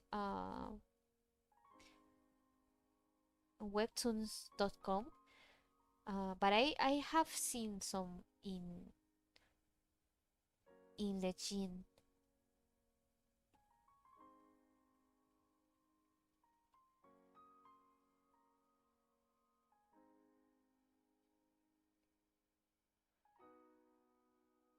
I don't know if it has something to do with workflow or efficiency. I think it has to do with both. Well, efficiency does help you improve and do a faster workflow. It also depends on how organized you are. And it's actually different for everyone. So I wouldn't be able to tell you this is the way it is, because everyone works in a different manner. Some things are more similar than others, but different artists work differently. Even for myself, I don't always work in the same manner. For example, in the past weeks, you could see that I work page by page, but sometimes, like right now, I do the sketch, then I do the lines, then I do the flat colors, and then I do the shading and rendering at the end.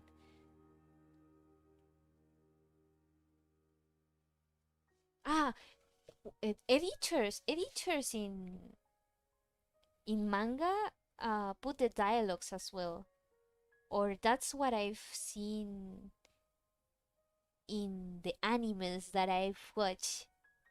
In the animes that I watch about manga, about the creation of manga.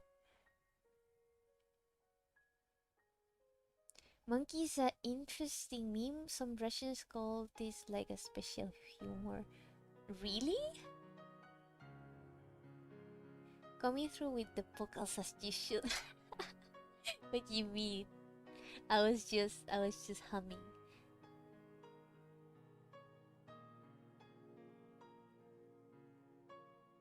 Why would your brother do that? Oh, that monkey's so cute.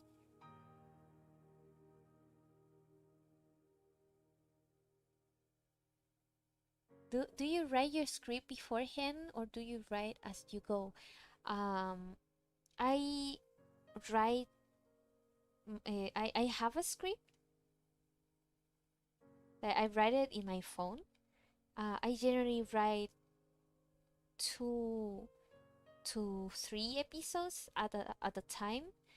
Um, and then when I finish those episodes, I write the next ones. For me, it keeps things interesting and fresh because in the past, when I write everything in the moment, I kind of lose the interest very quickly of my own story. So I prefer to write it like in bits instead of everything. But I do have the outlines, like what I want to happen. For example, for the first season, I already know the things that has to happen until the end of the season. I don't have the episodes written, but I do have the outline that I want to follow. You back from doing your chores? Welcome back. Hello, Frog. What is the name of the webtoon? It's blank. It's in the description. You can find it in the description. Sadly, you miss about 3 topics about random stuff I don't remember, and it's blank. Yeah, just talking about random stuff. Yeah, I'm talking about workflow. Hello, Karine.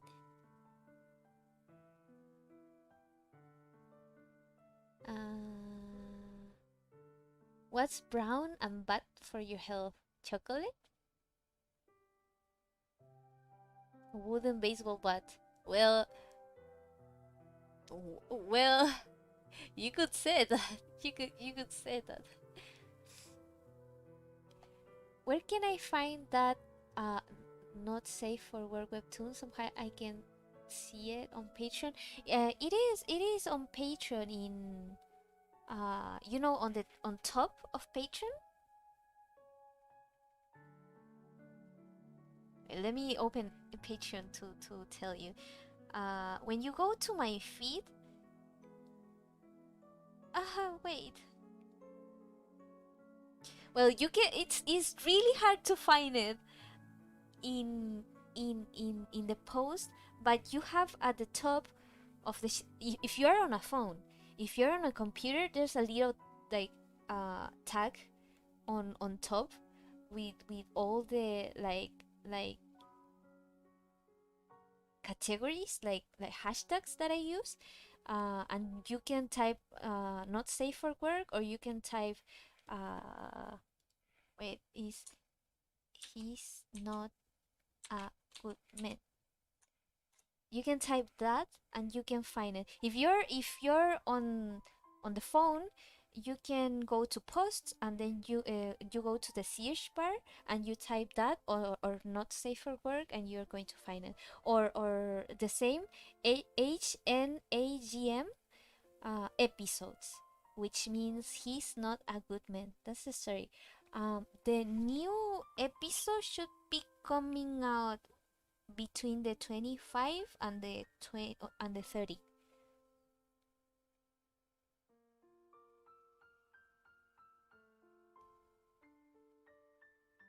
Are you drawing so good?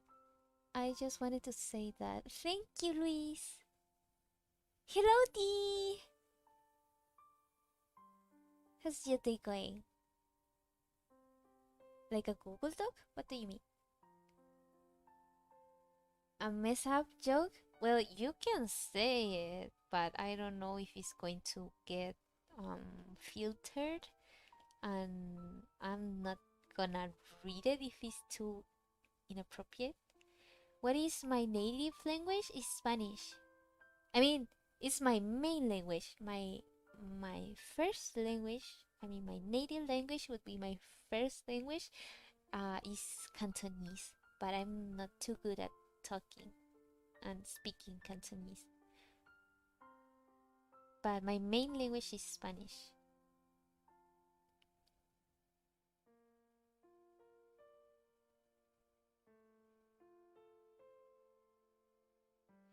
Might as well have no idea if this one is too bad or not.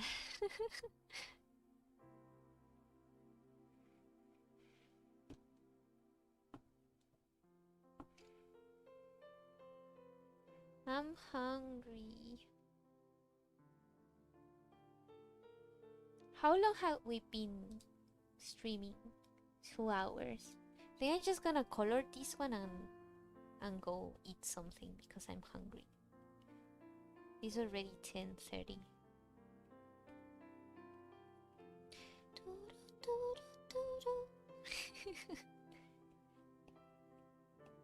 This song is really high. And it's so sad. It's when in Wind Waker,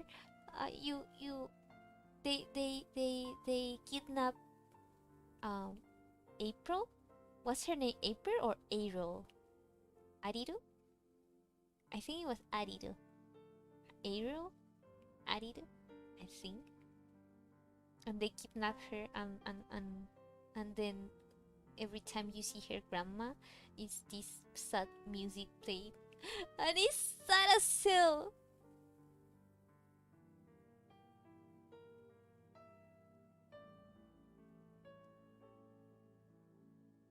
Hotel Pushnina? I wonder who.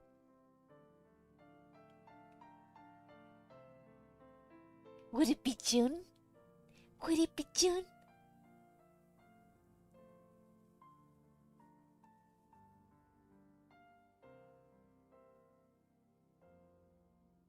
My granddad was treated very bad. My grandfather was treated.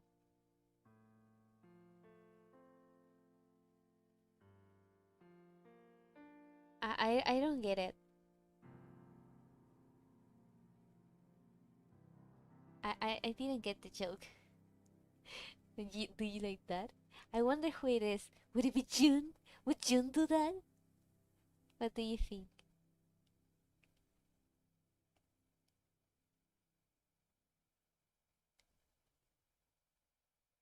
This episode is actually longer, but since I took so long in doing the first 2 pages, I kind of have to cut it short. I still don't understand why it took so long to do those pages. I mean, I did take a little bit longer because I'm also working at the same time in the new episode for He's Not a Good Man. I'm having a lot of fun with that. Like, bruh, bathroom scenes. Bathroom scenes. It's just all that I have to say. Bathroom scenes.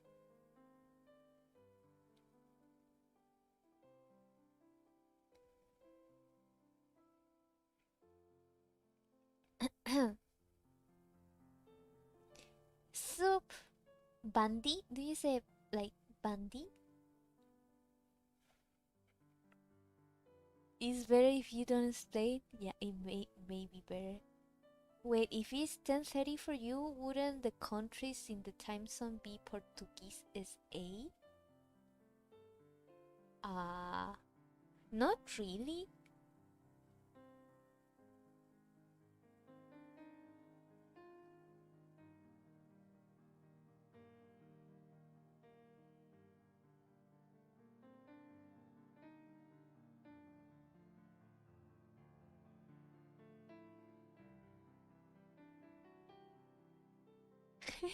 am I am I tempting you? But you don't have dinero. You said like no tengo dinero or just soy pobre.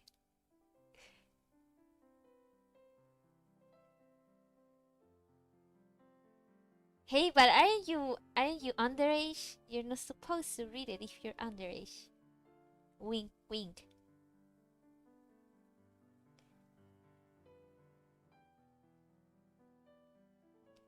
But anyways, in the the first episode is not explicit at all.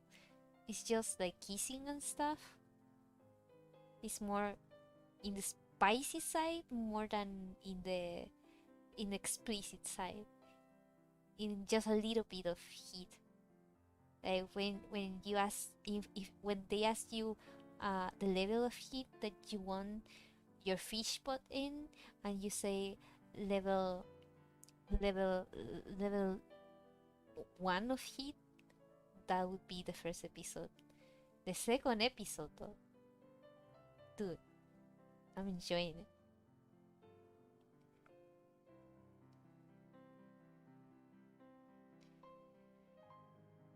I want to join her Patreon. If you can't, this just don't. Hello, Bree! I'm glad that you could make it. You did miss Chicken, though. Chicken was here earlier. But Chicken had to go to do chicken things.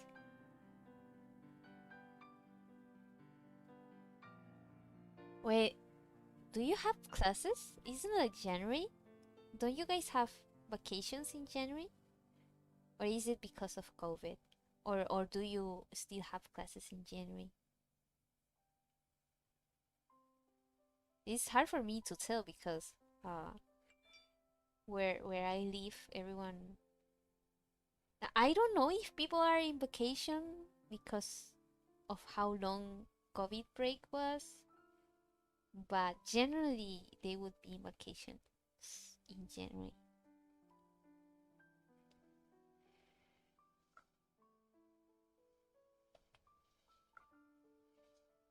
I've died in school already. you you you guys can survive. I believe in you. Reminding you of a move up level in Patreon, do I still get the stickers or do I have to wait how many more months for it? If you move up, because there's Nina tier, you get a sticker after 3 months, and no clover tier you get, I think, the first month you get a sticker, so you should still get the sticker. Um, in the second month, I think you get a print. In the third month, I think you get a bag, and I think in the fourth month it was a hoodie. I have to check. I mean, not in the fourth month, in the fourth period of 3 months. Is every 3 months you're going to get sent something. Oh yeah, talking about that, the first people that got the stickers. I mean, there's for example, Amy. Amy is one of my long Nina tier patrons, and she already got Nina Nina her stickers, and they look so cute. I want some too. I mean, I can order some, but I don't have money right now to spend on my own merch. I have to buy my own merch, but I can buy it directly. I don't have to like subscribe. I wish there was like a method where I could just put a store, but I don't think that's available right now. I have to check the new merch. I saw that Patreon opened a new merch, so I can send like prints for my $5 tiers. So I gotta check that. And my iPad has committed death. Oh no! What happened to your iPad? Can you get it fixed? We had our classes from like the 20 something to like the 4th of February. A break. Oh, break. You had from the 20 to the 4th. Oh, that's such a short break. Do you guys work in semesters of 2 or trimesters?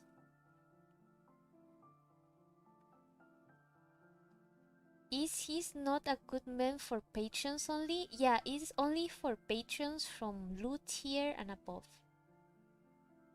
which is the $5 tiers and above. Well, now I want to move up. If you want to, then you can. But if it's too much money, then you shouldn't. You've barely got the last message through before my iPad died. Oh, did it die in the sense of battery? Ah, I thought something bad has happened to your iPad. I'm glad that nothing bad happened to the iPad.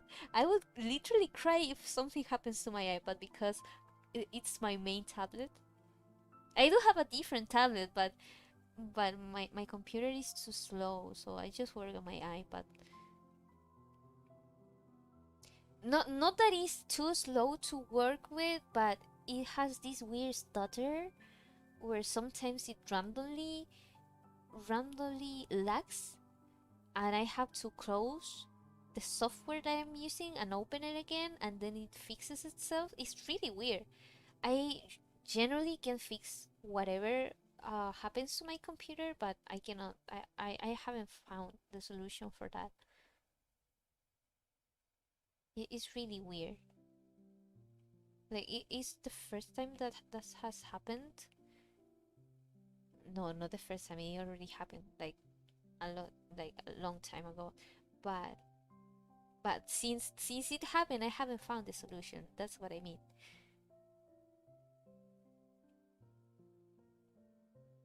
Well, my computer is kind of old already, so I'm saving up for hopefully a new computer this year. Although I'm saving up for a new phone first because my current phone uh it has to stay uh charging almost all day. I swear it doesn't last even an hour. Like for Christmas, I when I was charging my phone before going to help at my mom's restaurant, and I'm pretty sure I had like 60% because I disconnected it before. Um, I disconnected it at some point, but it was not right before I went out. Uh, I don't remember why. The thing's like once I went out of my home in the time that I was waiting for for the Uber to come, my phone was like 10% already. Um, and then when the car said that it was about to arrive, like in the app, it said that the Uber was about to arrive, and then it suddenly said that the driver canceled my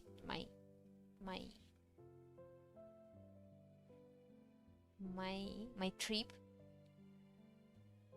So I had to order a different one, and I had to wait like for 10 minutes for the new car to arrive.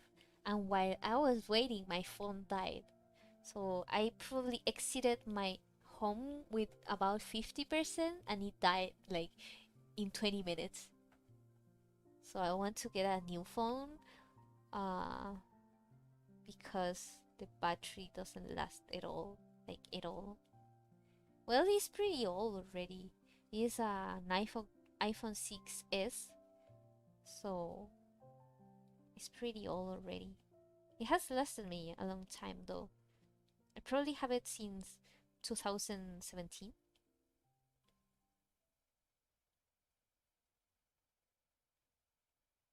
So yeah, it's kind of time to change my phone.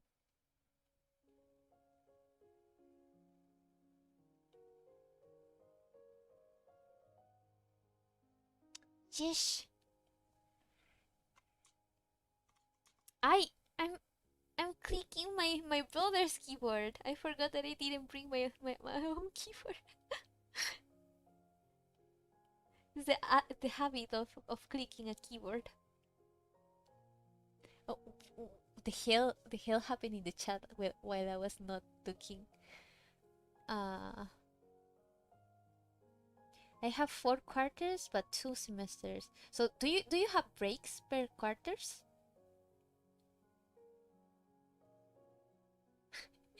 Your dog is talking. The cat looks is stuck. It sounds so aggressive. Isn't just a battery problem? Yeah, it's a battery problem. I could solve it a little bit by changing the battery, but at this point, I just want to change my phone. I want to get an iPhone 11, because beyond iPhone, past iPhone X, you have Face ID. You can use Face ID to download an AP that can help you stream. So I can have the face tracker on my phone, and that's better than the camera that I have right now. Actually, the camera that I got is really cheap. I got it for cheap on on on China.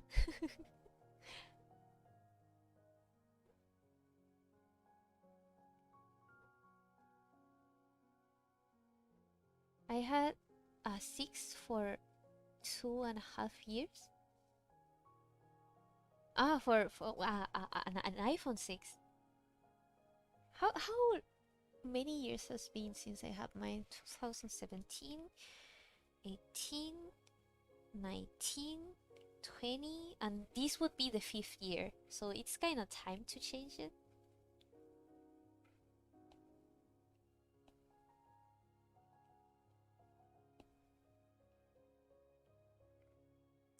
No, no, no, no, no, no, no. I was doing that. For a moment, I totally forgot what I was doing. Yeah, I think that's good enough. Wait, why did I make it into... I made a scene into an evening, afternoon kind of scene when it wasn't supposed to. I just noticed.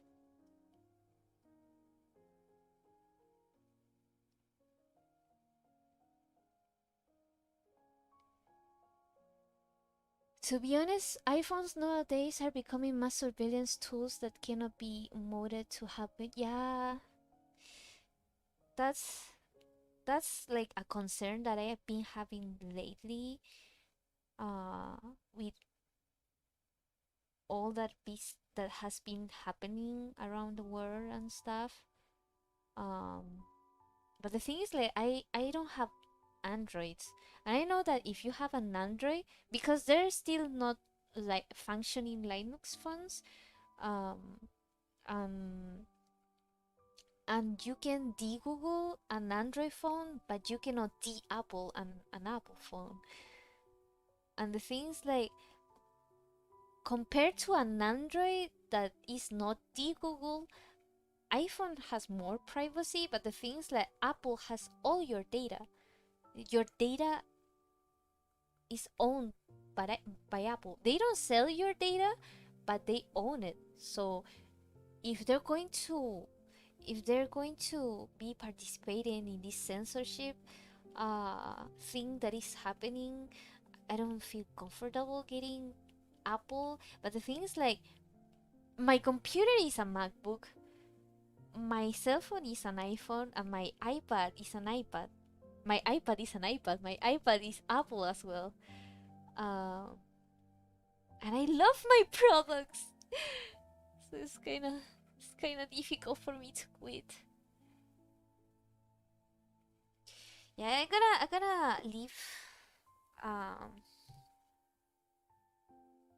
the stream there. I'm gonna read the rest of the chat and we call it a day. And I'm using a facial recognition program on oneself is just creepy. Yeah, it's creepy, but if you want to be a VTuber, it's kind of necessary. So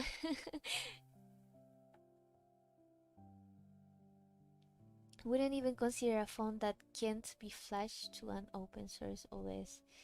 Ah, yeah, but but but the diction of Apple OS. Open source OS is one that is available as an open source on internet, so everyone can like check and stuff. Android, if I'm not mistaken, is open source, but their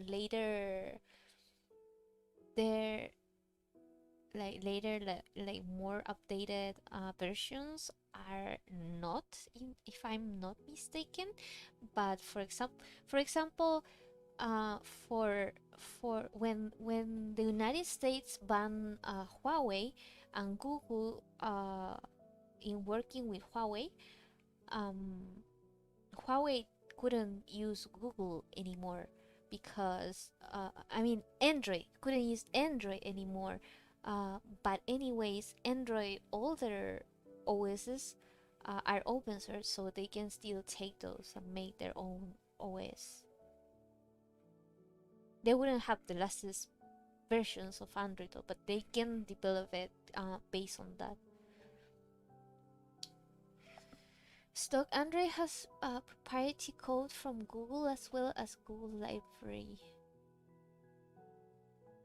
Tons of spyware and privacy intrusion that cannot be turned off. Yeah, yeah, that's a problem with nowadays technology.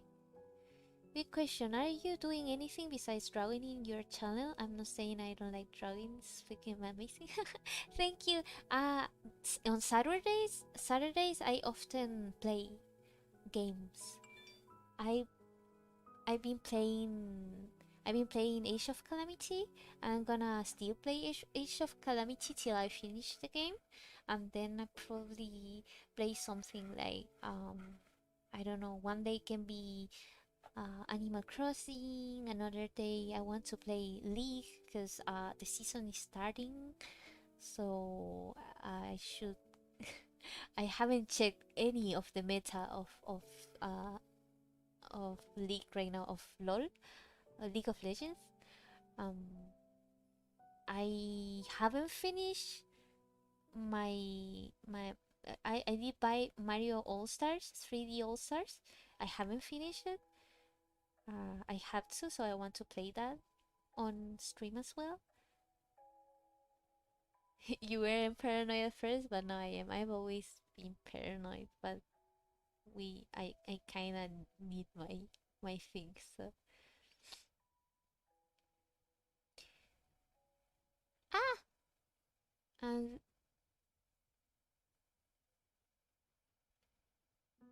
how do we know about this stuff? It's just up there. If you like technology and stuff, you usually would know about it. Yeah, GoDaddy is not publicly available in pages like is it GitHub? Was it the name?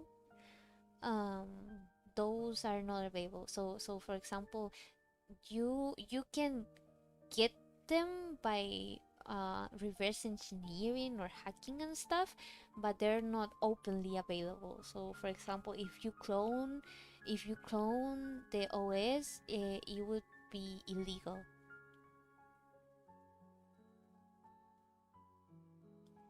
Heck is proprietary. Your phone runs on machines code and it can be decompiled into something that a person can understand. Yeah.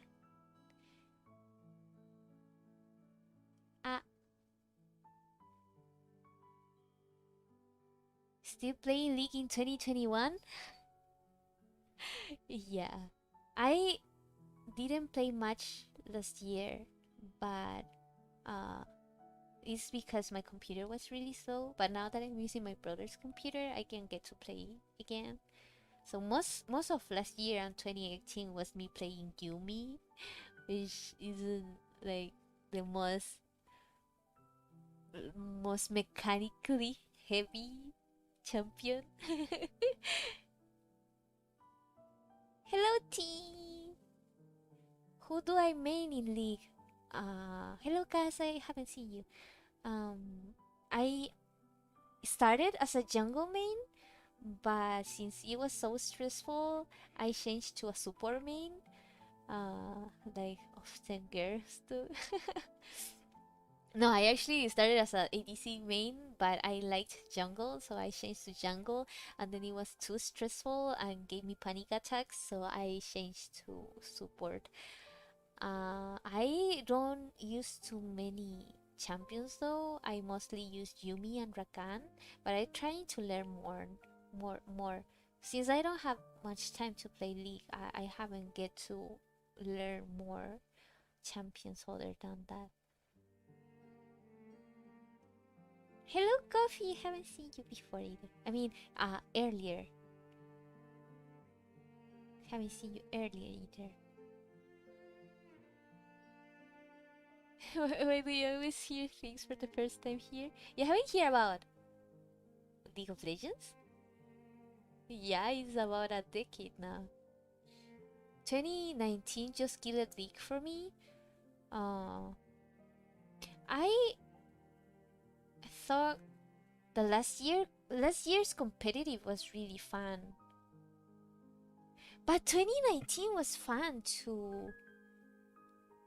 At least for me, I mostly watch competitive more than playing. But I think 2019, even if for ADC it wasn't like so, it didn't have as much variety or champion pool.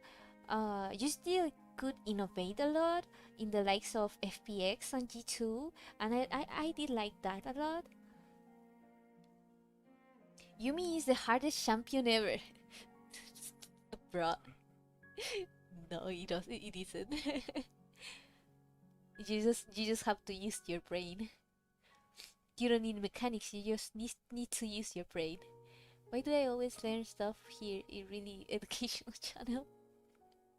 Well, it's you guys that bring these topics. So, 2019 was such a mess that I missed. I think that I got accidentally promoted to master. Wow, you're awesome. I haven't gone into ranked. I've been playing since 2016, and I haven't ranked because you wouldn't rank with my computer. Positional match, yeah. The thing about 2019 and ongoing is that their ranking system right now is so bad, but I think they're trying to fix it. I think they're trying to fix it this year, but last year and 2019 the ranked system, from what I've heard, was awful, and it got more toxic and more toxic. So, but since all the drama last year, they're trying, quote unquote, really hard to fix it. I really hope so. Tea, coffee, and I all met through League. Oh, really? That's so cool! What do you guys play? What champions did I play in jungle? I actually started playing League of Legends because I like Kindred. So the first champion that I played was actually Kindred. Funny enough, Kindred is really hard to use for a starter like me that didn't know about jungle mechanics and jungle timing, and kiting and all the stuff.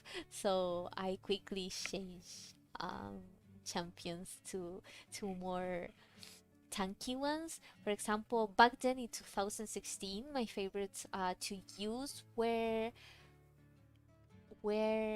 Graves when it was meta, and Olaf. Those were the ones that I used the most.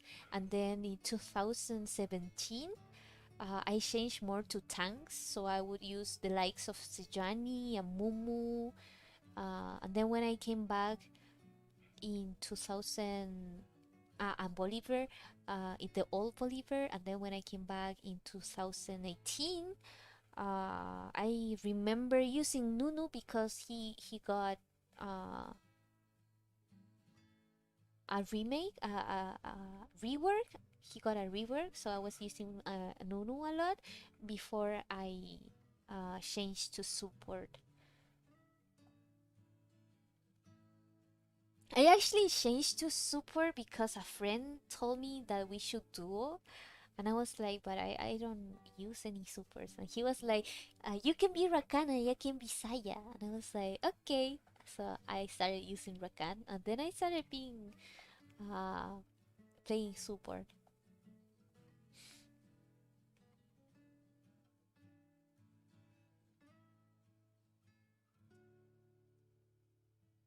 Why are your name a drink?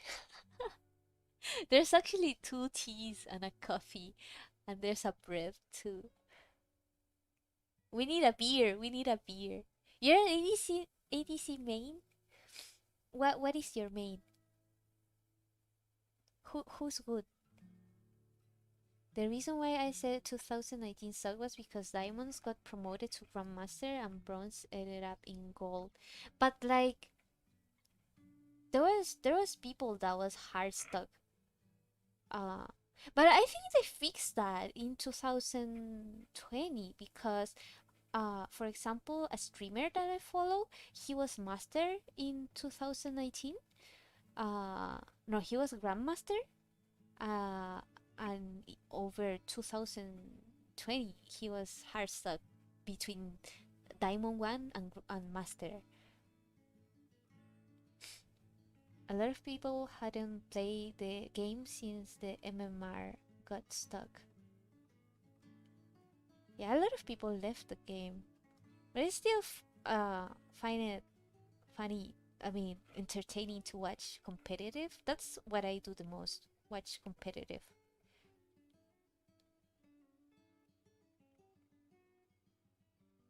Oh, T, you play jungle as well. What did you mean?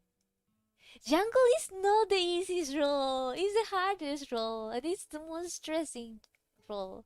I think the easiest. I think every role has its own difficulty. Maybe the easiest could be like top, but the thing is like you have to know wave control and you have to know how to participate with your team because a lot of top laners they just stay on top and do nothing else but being on top. But jungle, you have to consider jungle timing, and monster like the timing of how it refresh, and then you have to keep uh, on track with how the lanes priority are, like how the lanes are going, the position of the minions, stuff like that. And then you have to keep up with yourself. Kindred, yeah, Kindred is the best. A lot of people say support is easy, but actually it's not. No, a support is not easy.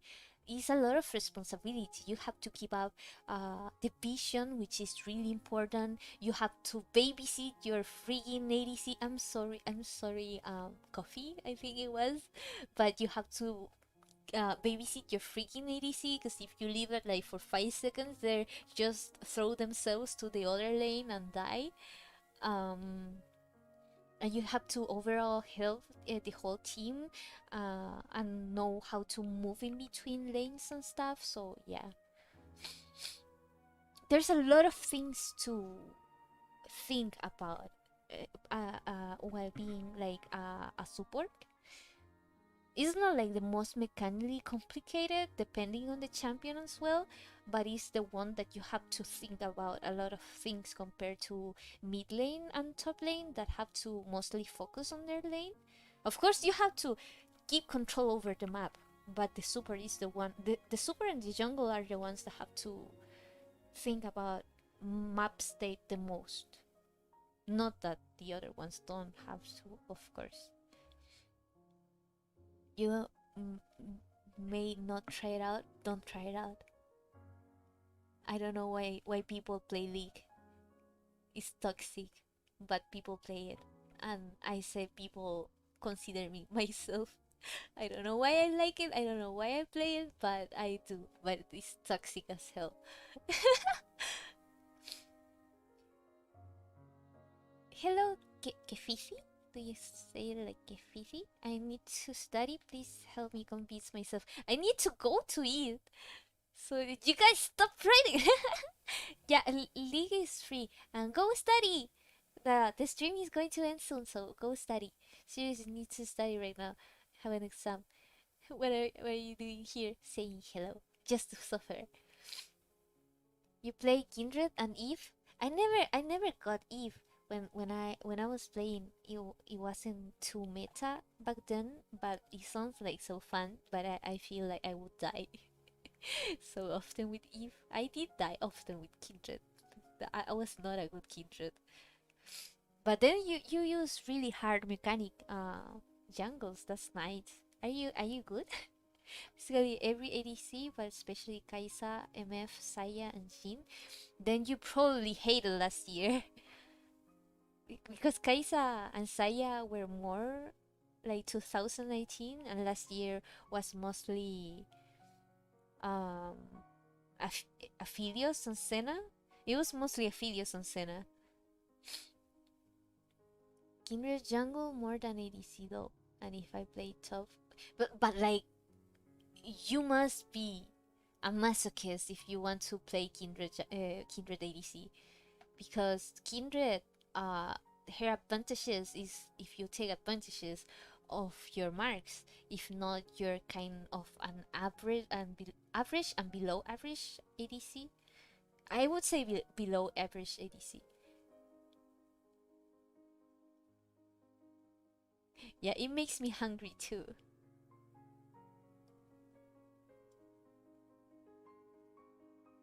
Uh, uh, uh, uh, uh.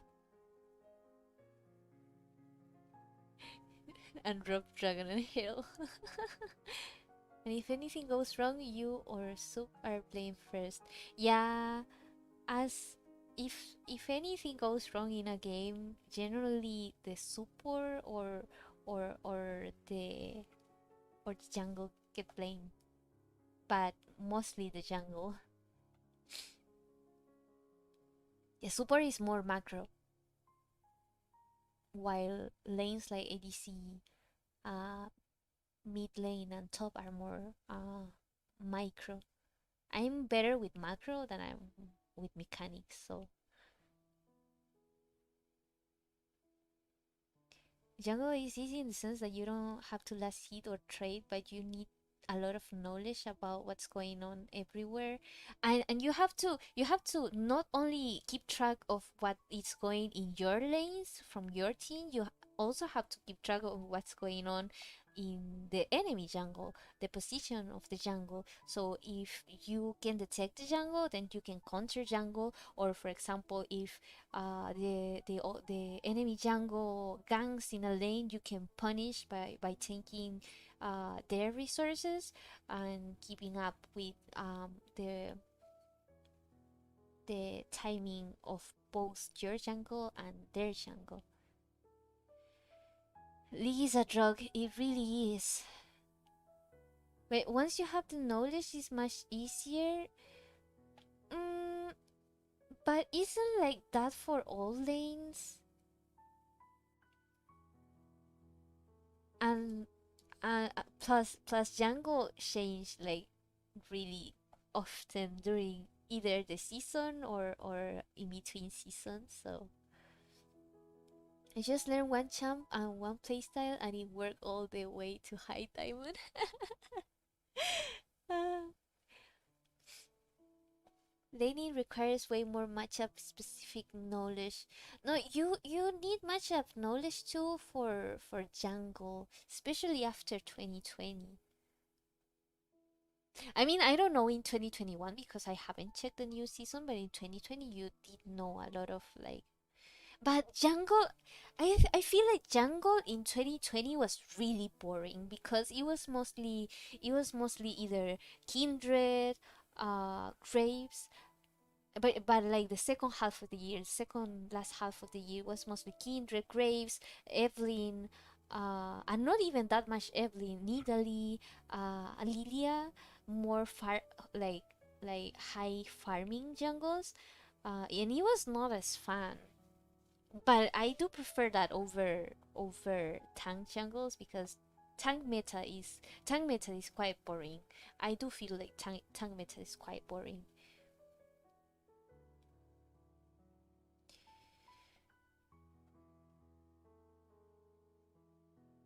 So yeah, that was mostly last year in pro, especially for champs like Yi. Yeah, Yi helps you climb up until, I would say, up until gold, because after that you should be able to know how to play against a Yi.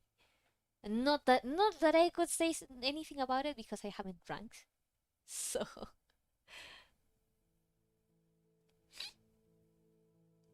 but you don't have the early power spike from jungle item.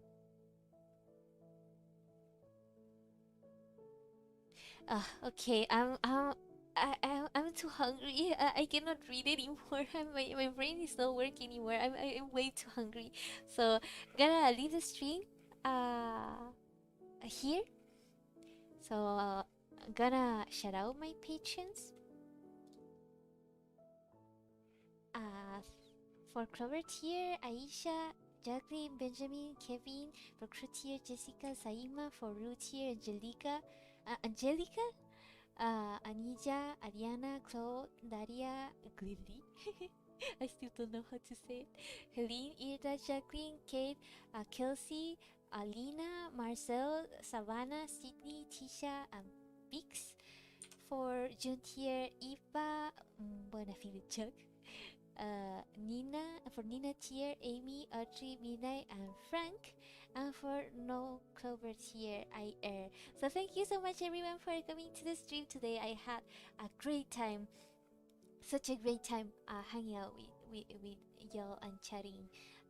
We did have some fun topics today. Um, if you enjoyed the stream and you haven't, please subscribe and turn on the notifications and press the like button.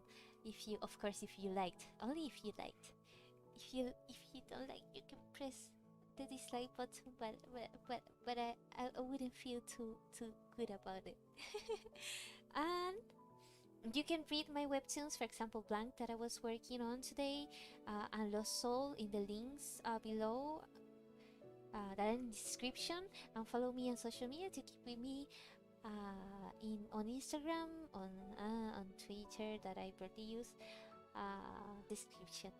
I'm probably going to stream tomorrow, a little bit, probably. So I hope to see you tomorrow. And thanks for coming. So have a nice evening, or it's night for me. It could be evening for you, or afternoon, or day, or wherever you are, and eat your meals. So bye bye. Thanks for coming. Bye bye. What's wrong with my eyes? Bye bye.